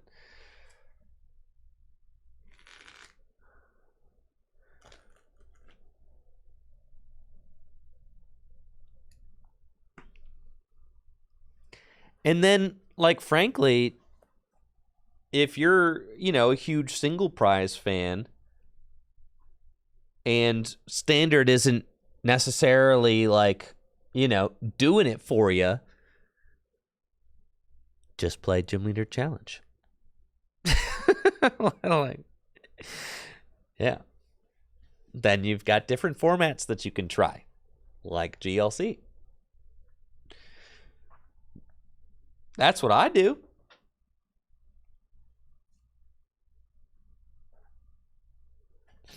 You know, I go to Gym Leader Challenge League once a week at Full Grip Games. And it really, it's a really fun change of pace from playing Standard every day. I really love that. Thank you, Kilroy, for that Prime sub. While we're doing our plugs, and my opponent's taking forever on their turn, might as well shout out Dragon Shield. If you could all help me by clicking the link when I do the sleeves command in chat, ! sleeves. Clicking that link really helps me to negotiate with my sponsors for the best deals possible. So, if you could do me a solid and click the link, it will help me to negotiate a good deal for me to continue creating this content. Dragon Shield has been supporting me for the last few years by providing products, but I am now officially on their payroll to advertise for them, so that's awesome. But clicking the link will help me to negotiate better pay. So I'm very excited about my future with Dragon Shield. I just need to prove to some executives that I can drive traffic. So please help me show them that by clicking the link. That would be wonderful. Thank you. Dragon Shield are my favorite products to use for playing and collecting the Pokemon trading card game. This is terrible. This is terrible. I'm still going to lose.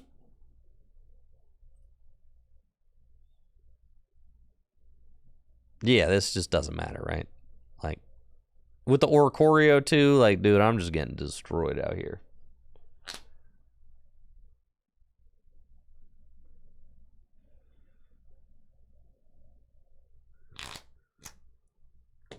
Well, of course, like, if you feel compelled to pick up some products from Dragon Shield, go ahead. And that definitely supports as well. But clicking the link is what they're watching right now on the back end of the link. Yo, I appreciate that, Atomic Waffle. Thank you.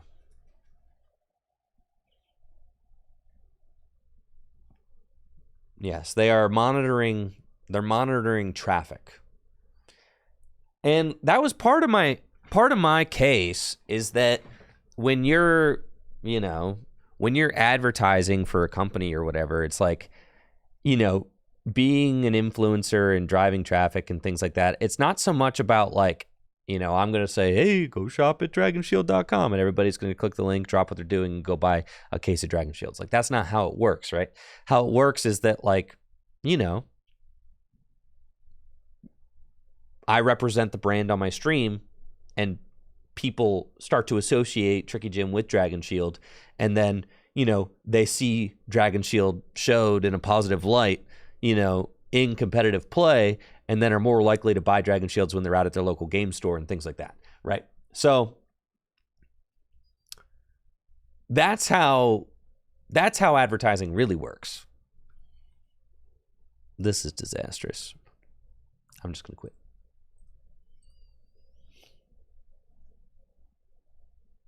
Yeah, that's what I'm saying, Sticks. Yes.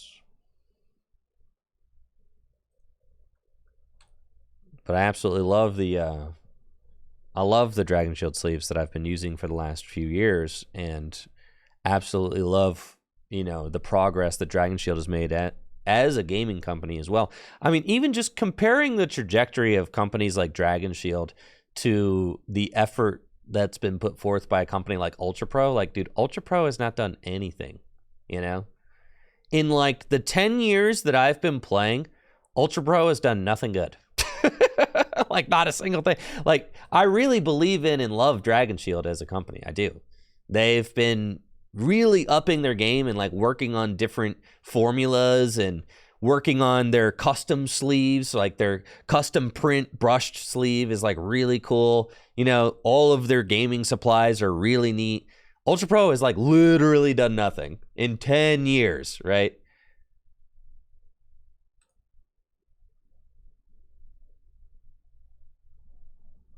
So I've been really pleased with the progress that Dragon Shield's made as a company, and they certainly have won me over, to the point where I was using Dragon Shields on all of my retro decks at first, because, like, before I was sponsored by Dragon Shield, I was using them all on my retro decks because I wanted sleeves. I wanted sleeves that were going to protect my valuable cards the most, right? Because my retro decks they got some expensive cards in them. So I was like, yeah, I want sleeves that are really going to be durable and like protect the cards. So I was buying Dragon Shields for those. And then as I just kept putting more and more of my retro decks in Dragon Shields, I was like, actually, I just love these sleeves. They're the best sleeves that I've got. So then I just started using them. Once I started using them, I never turned back. And then I reached out to Dragon Shield and was like, hey, I'm already using all your sleeves. Think we could cook up a partnership? And they were like, oh, yeah. Faux show. I know. Well, that's the thing is Ultra Pro has the licenses for... Ultra Pro has the license to print sleeves for Pokemon and Magic the Gathering. And they're both terrible. Like, the Pokemon sleeves that you buy, like, that got, like, Pikachu on them or whatever, those licensed sleeves are not good. And then, similarly, the Ultra Pro sleeves that they make for Magic, which have, like, Black Lotus on them and stuff, are also garbage.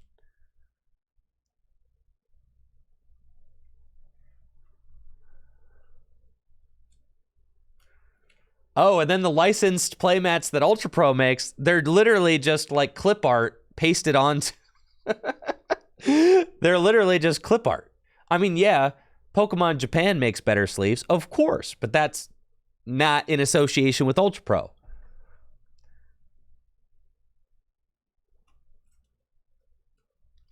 Right.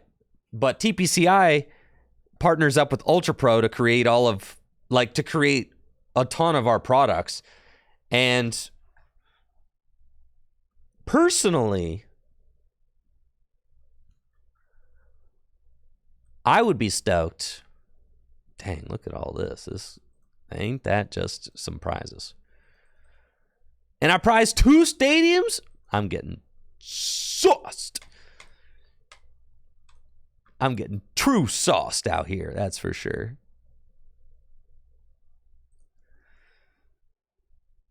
Yeah, I don't think I can win this game, dog. All right, we're going to see, though. Dang it, I should have never prized my prizes.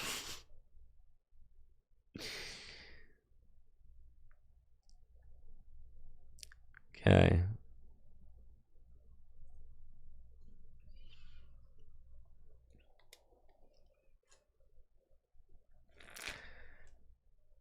But I've always thought that, thank you, Ryan, for that Prime sub in the 44 months. I appreciate you. Sorry I missed that. I was probably complaining about Ultra Pros or something. Thanks for that sub.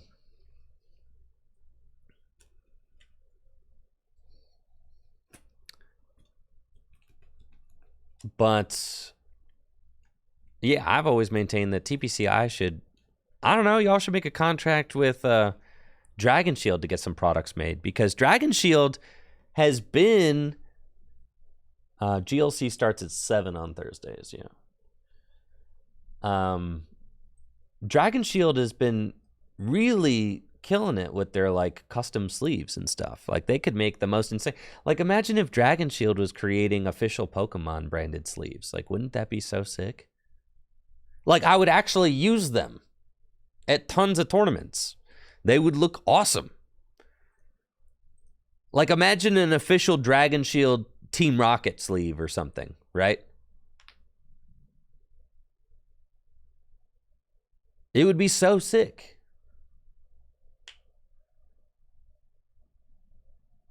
And it's crazy because the quality of Ultra Pro is so garbage, and it's like and you're telling me that there's nothing that can be done about the fact that these accessories are very clearly just being phoned in, right?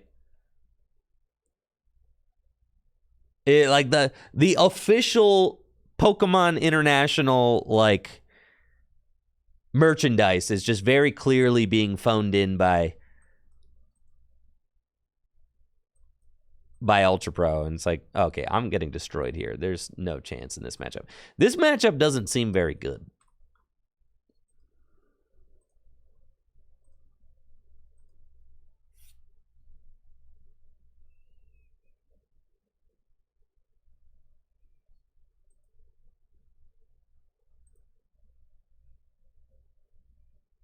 I really like Dragon Shield's brushed sleeves.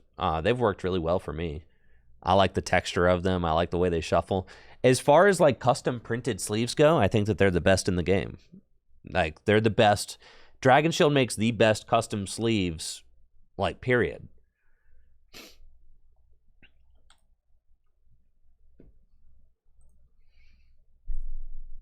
I don't think that there's any company that can really rival their ability to print custom artwork on sleeves. So I feel like that they just should, I really would love it if TPCI partnered up with Dragon Shield, obviously, because everybody wins. You just get more quality products, stuff that people actually want to use. Like right now, I mean, think of it this way. Like right now, if you like go to Target or whatever and you get like, the Pokemon Ultra Pro sleeves that you're going to see in the Pokemon aisle, and you put those on your deck and you take them to a regional championship, you're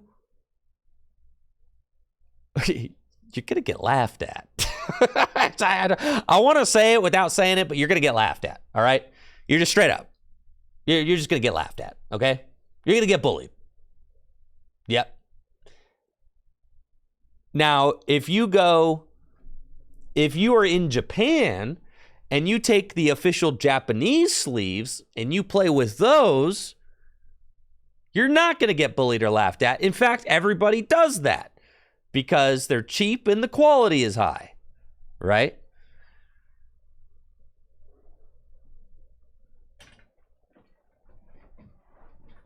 And I could imagine that if our accessories were of a higher quality like that of the Dragon Shield custom sleeves, that players would also use them unironically, right?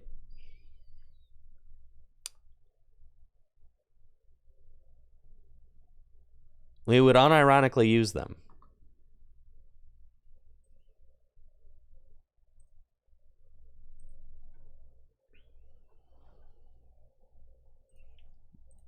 Yeah, you ain't beating Mew VMAX, dude.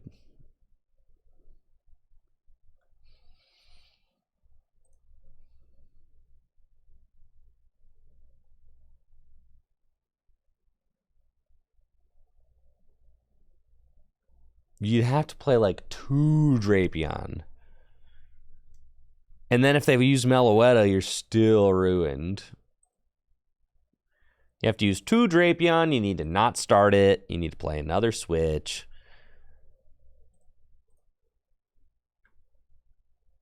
It's major Krungo. Huge Krungo territory. Gotta play like -1 Ultra Ball.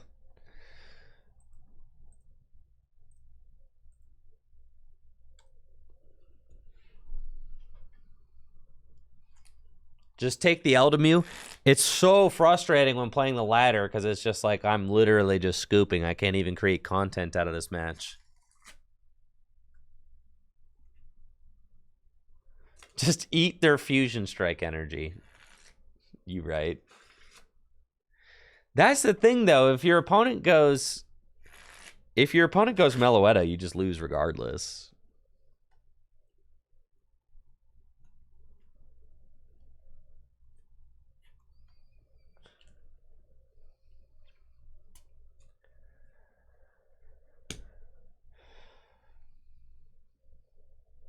What I think about Rapid Strike for Pit, I would be extremely concerned about Mew VMAX.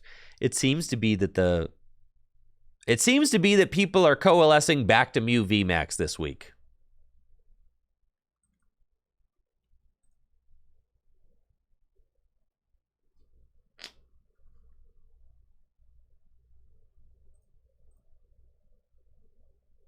It just won Worlds. People are still not playing Spiritomb.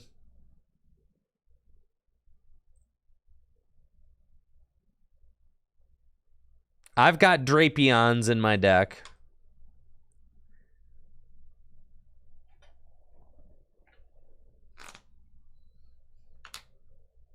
Spiritomb don't even do it. Charizard, well, that's the thing that's emboldening the Mew players is that everybody's realized that Charizard is not a good deck. You know? Yeah, that was like, it kept Mew players on the ropes there for a little bit. You're like, oh, you wouldn't want to play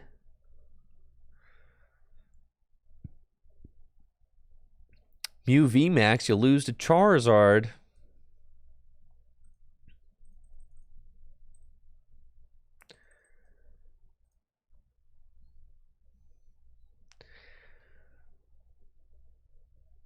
Okay.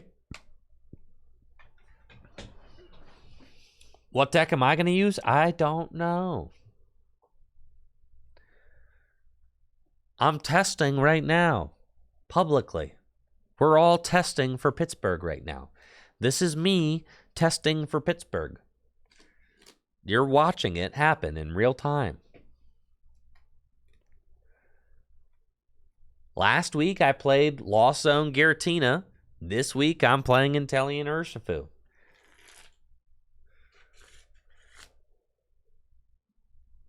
You already know I've got Guardy is a deck that I feel very confident with. So that's the thing, is I could pivot to Guardy at any second, right? And I could pivot to Miraidon at any second. So like I feel very confident with those decks. I'm probably not going to play an Arceus deck because I don't have very high respect for them. And Lost Tina and Urshifu are two decks that I'm curious about. And Fusion Mew. Mew is, I'm a Mew hater, but Mew is a deck that I need to keep on, you know. Yeah, a deck that I need to consider. Dang, they really did. You didn't do anything there, bud. Like nothing.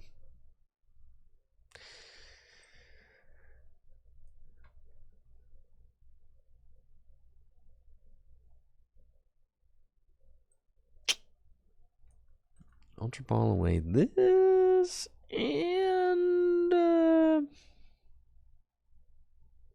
don't need no Alakazam, dude. I'm chilling.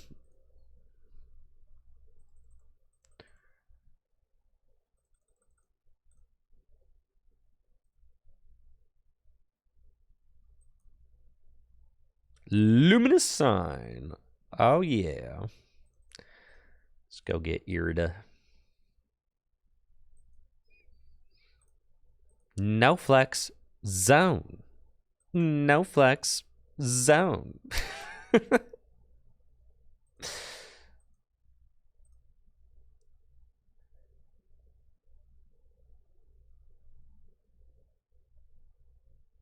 Man, I wish Irida could get... I get Escape Rope. That's pretty good. Yeah. But I need the energy.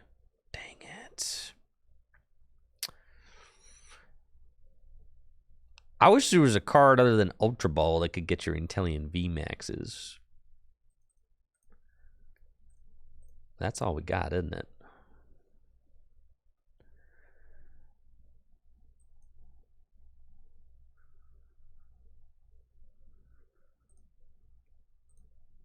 Rapid Strike Search. I guess I'm just gonna not attack. No, I should. It's not great. Yeah, I guess I'm not attacking or doing anything really. I'm just kind of setting up. It's like, well, you could just Moonglow reverse. If I put damage on your bench guy, you're just gonna Moonglow reverse it. So I don't even want to do that. So no point. So I just wait. Okay. Pass. They know. They know better.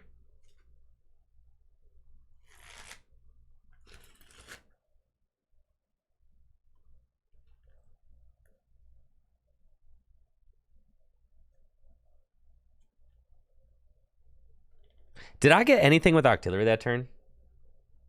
I did, didn't I? I think I forgot. Dang, I cooked too hard, dude. I got Inteleon VMAX? Okay. I just did. Okay, all right. Was it not glowing? I don't know. Cards glow, they don't glow. Listen.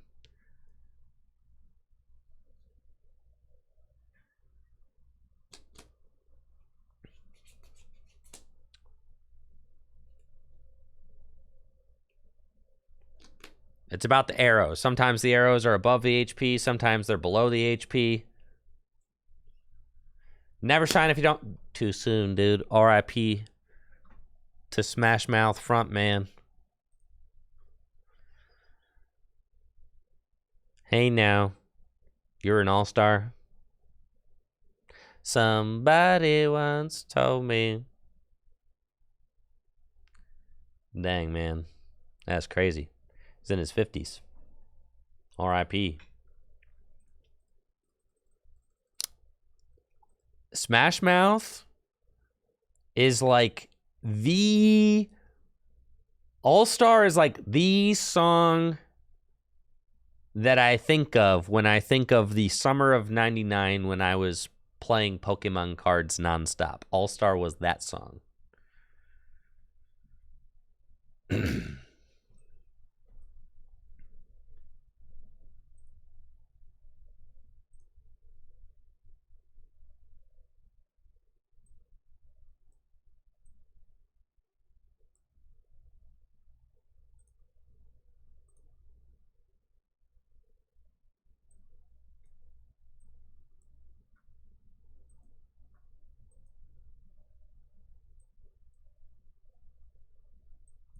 Whoop. Okay. Dang, ever go like 3 Inteleon VMAX? That's crazy.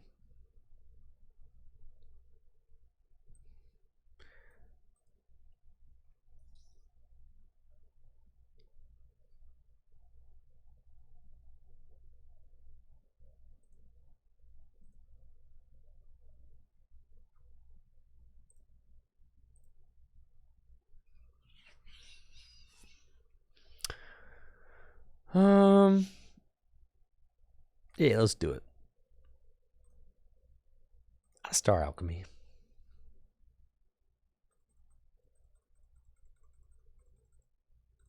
I get one more energy retrieval. And I'll do it again.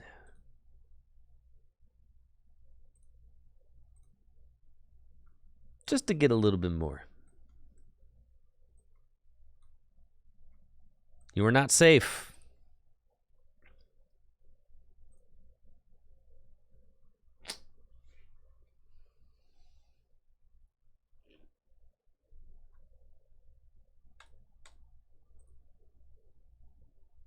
Yeah, I did hear that he was an addict. I didn't really know anything else other than that. That's terrible.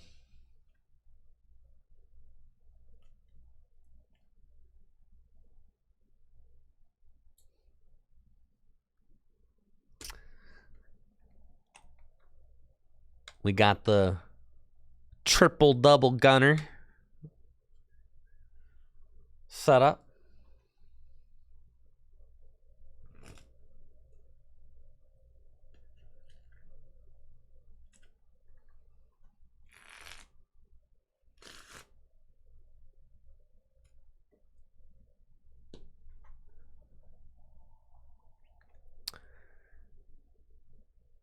If they take a knockout, I can easily just Metacham one of their guys. I mean, Inteleon's good matchups feel so good, and its bad matchups feel so bad, bro. The bad matchups are miserable.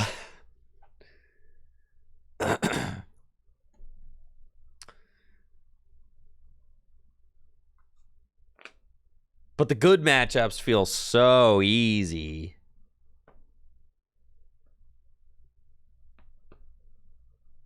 Isn't everything rock, paper, scissors? No, not necessarily.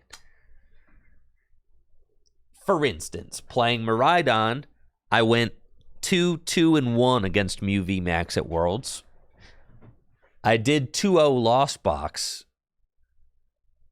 I 2-0'd Turbo Lost Box, and I beat the only Tina Lost Box I played against. So I 3-0'd all the Lost Box decks that I played against, and those are probably close to 50-50 matchups.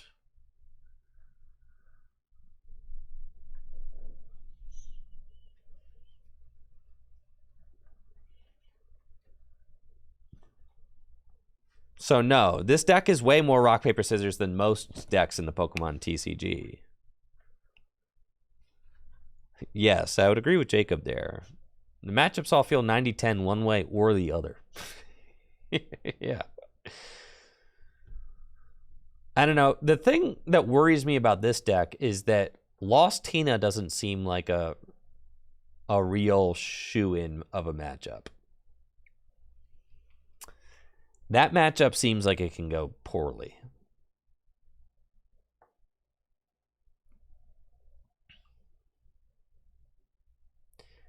And I think any deck that I bring to Pittsburgh, I would want to feel confident against Lost Tina with. Just go first. Well, I think that's probably one of the things, right?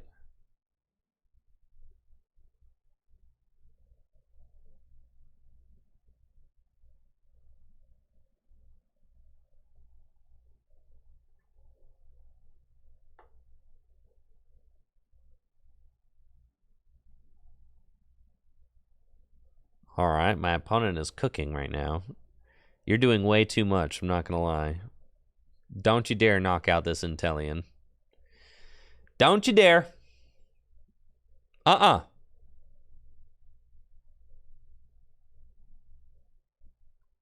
That's fine.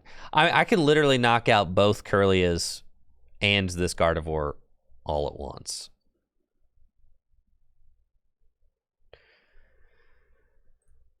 So, that's kind of crazy.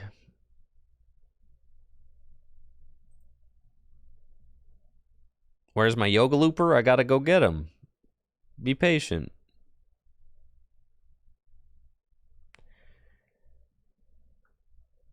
I was making sure my rope is still in there. It is. Okay. So, how many energy have you seen? You probably want to... You have none here. You have 6 here, so only 6. You probably want to Iono. But the rope would be so good, right? If I can find the rope. I mean, loop would be good too, but I don't have the cards for the Yoga Loop right now. So, I'm going to double gunner once and just take out both of these. I mean, I can rope with Irida, but if they just have like Zacian and a gazillion energy, I just lose, right? So I can't necessarily do that.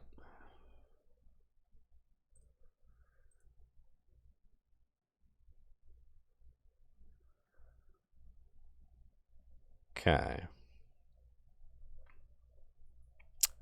Yeah, so I think I kind of have to Iono. Yeah.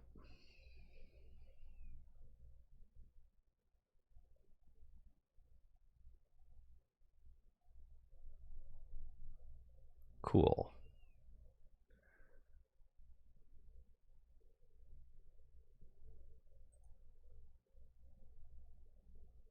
Well, I don't have a way to switch. So I can't Yoga Loop. Okay. That's fine.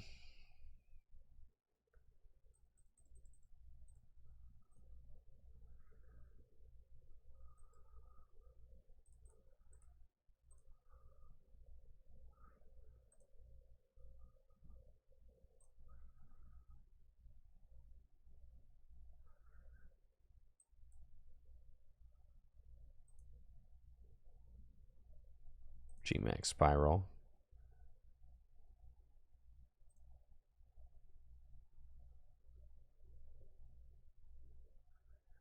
The thing, I just felt like, I mean, maybe I could have roped with Irida, but I was leaving them with a really big hand. Is there an argument for keeping the energy on there? I don't think so. I didn't discard energy. I put it back to my hand. What's the point of keeping it there?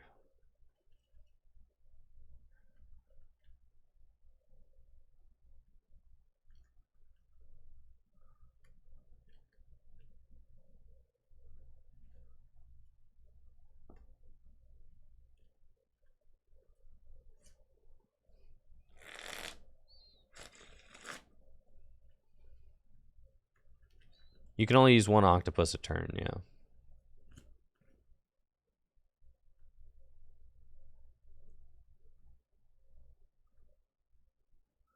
You can't use both.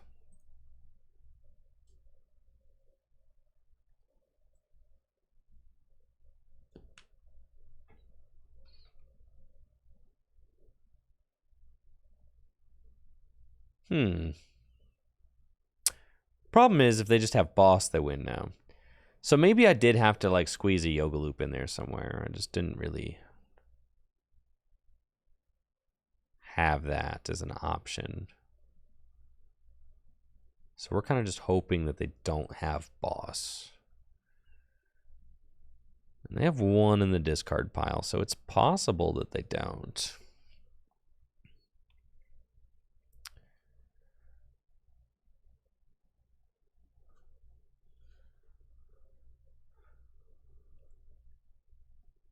It's definitely possible.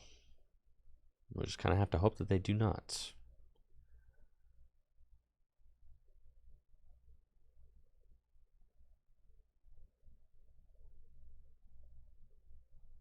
There's nothing really here. Nope.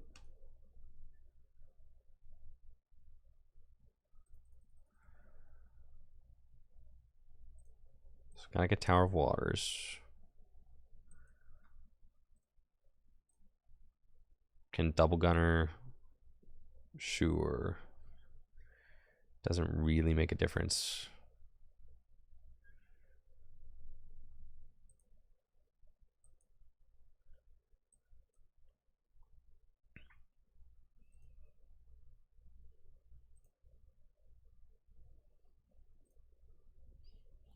And we just have to hope that they do not have their last boss in hand.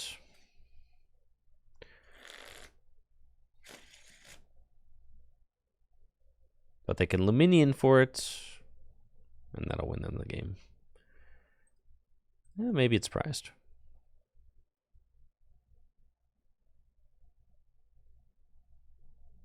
Dang. I think that 3 Inteleon VMAX is like never the play. You really only want 2 in play. I'm finding out. So that makes sense. You never bench 3. You really only want 2.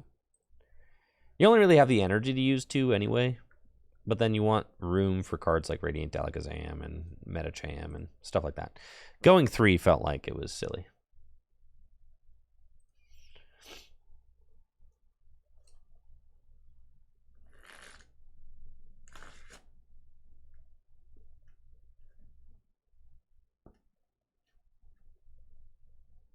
Will 151 be legal for, or not have 2?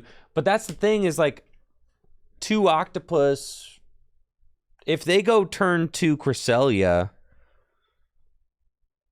that's why I got the 2 Octopus, right? But I guess, yeah, that's why I got the 2, in case they went turn 2. Moonglow reverse my Remoraid like they did in another game that I played. So like that was my reasoning. But I definitely mismanaged my bench there and got punished for it. So that's on me. Now, this matchup doesn't feel like terribly great.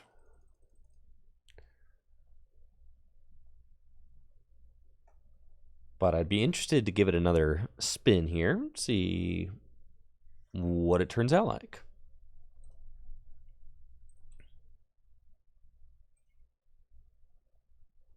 Yeah, they're going first. I don't love that. I do have a real solid turn 1, turn 2, though. I've got Irida, Nest Ball, and a Research. I mean, this is like everything that you could possibly want, so I am feeling good in that regard.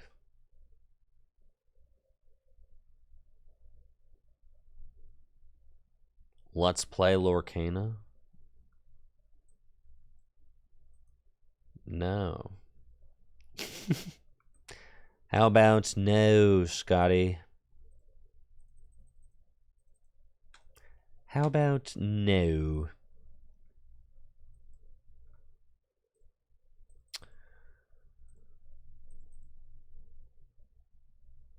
I had win? Oh, with Melanie? I didn't have an Ultra Ball. Did I?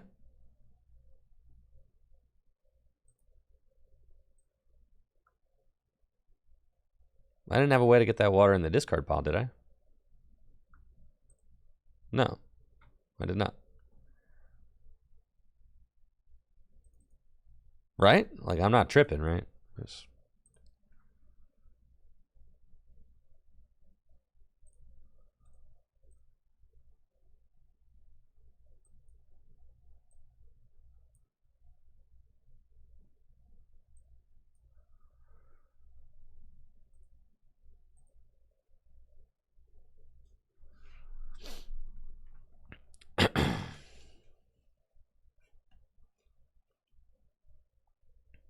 You can't Irida for Ultra Ball, then Melanie.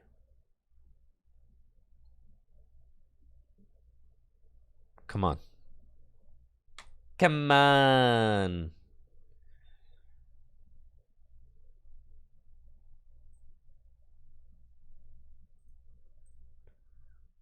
One more, and I'm back in Greninja tier.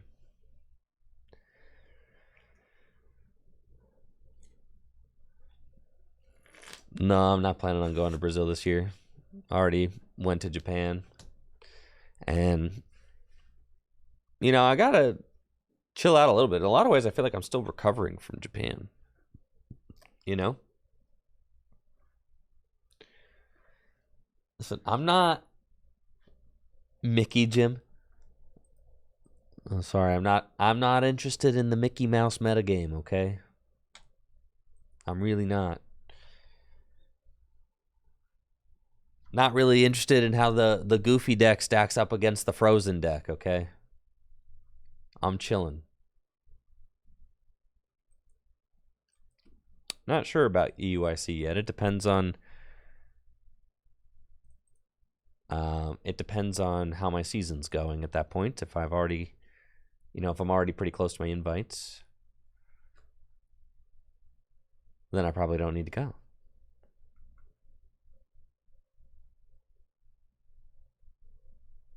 What deck do you think I'm playing against here?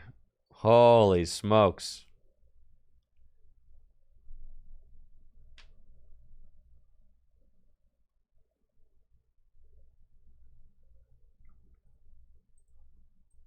This is what people want.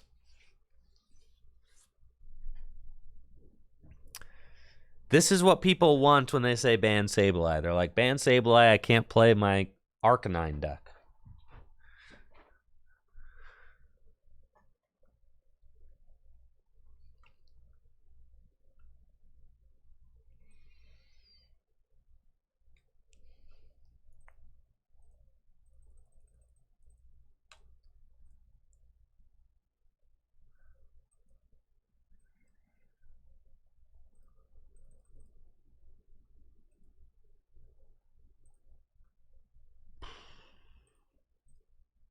Okay.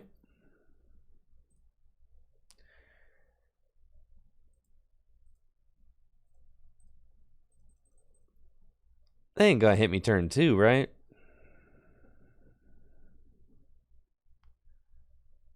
I guess they might. Nah, I ain't gonna hit me turn 2. They wouldn't do that.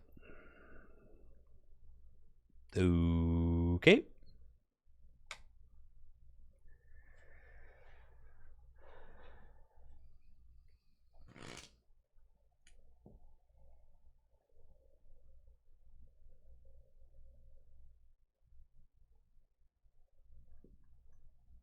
Man, you got 2 Squovit. 2.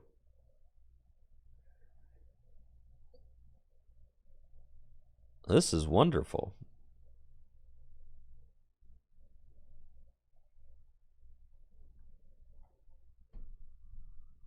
Well, it's looking like you're gonna have a bad time here, bud.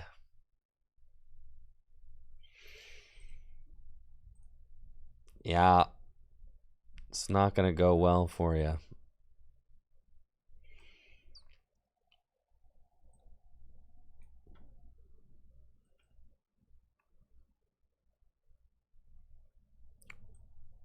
Okay.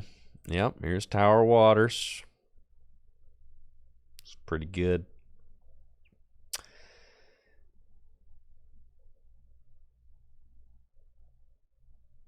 Let's see here.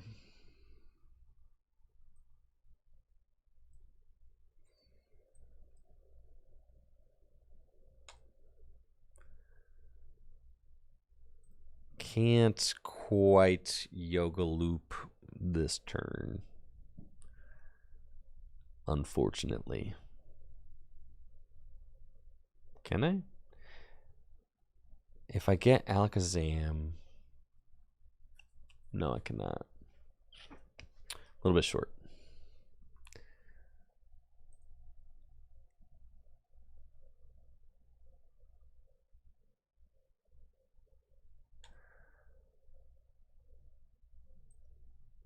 Okay.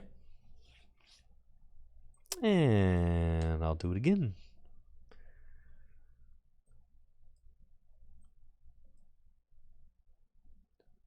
Oh, I've got my V-Star.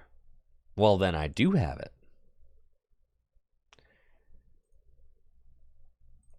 I forgot about my V-Star. Well, let's do this thing. Let's get that bread, baby.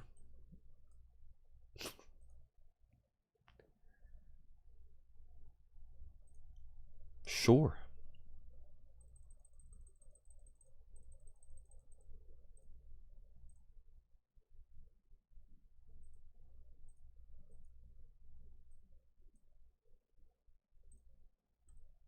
Yoga Loop. Goodbye, sir.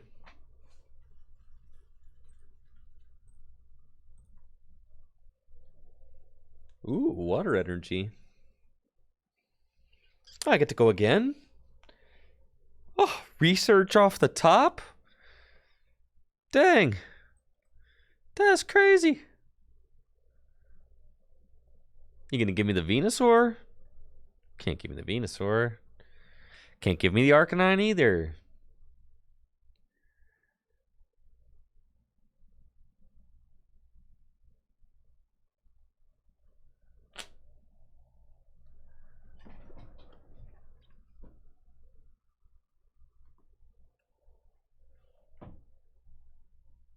Man.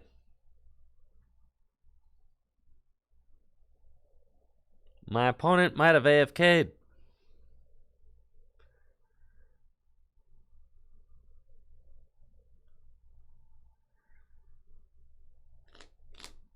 You know, there's actually a word for touching grass, or a phrase for touching grass in Japanese.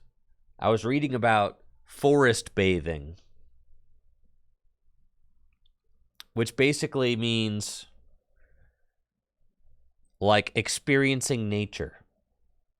And there's been lots of studies on the health benefits of forest bathing, which is just touching grass. Really? At least that I read that. I was reading about it. Yeah.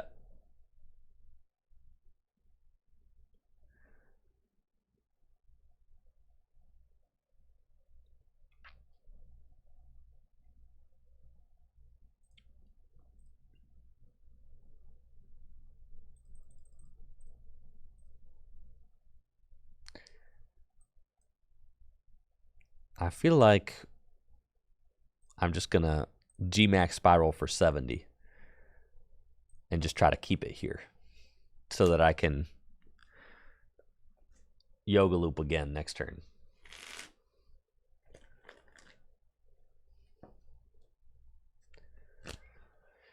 Okay.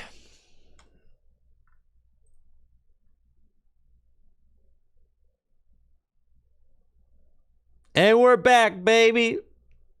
We're in the Great League. Time to play silly decks again. Silly decks. Silly decks. Because now we can't D-rank. So we've made it to silly deck tier. Let's go.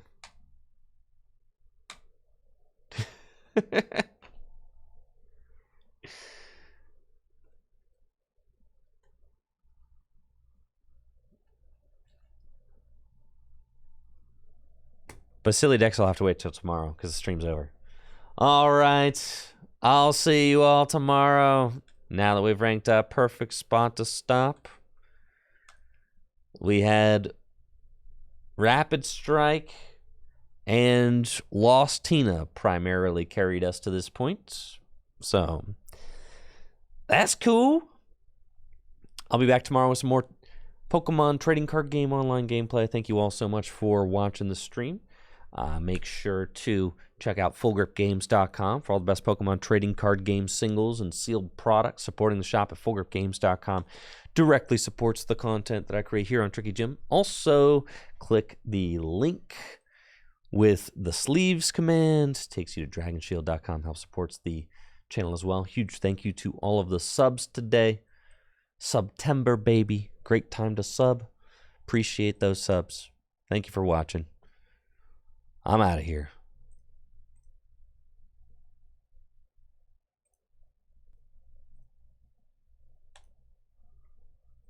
I logged on to Twitch this morning and I saw there were like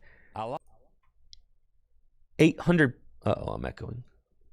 I saw there were like 800 people watching the Pokemon trading card game live. And I was like, what's happening? There's 800 people watching? And it was like some, I don't know, some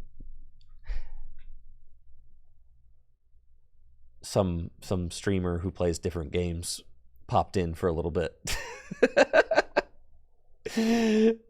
Yeah. And then he left. So, no cause for alarm. Nothing was happening.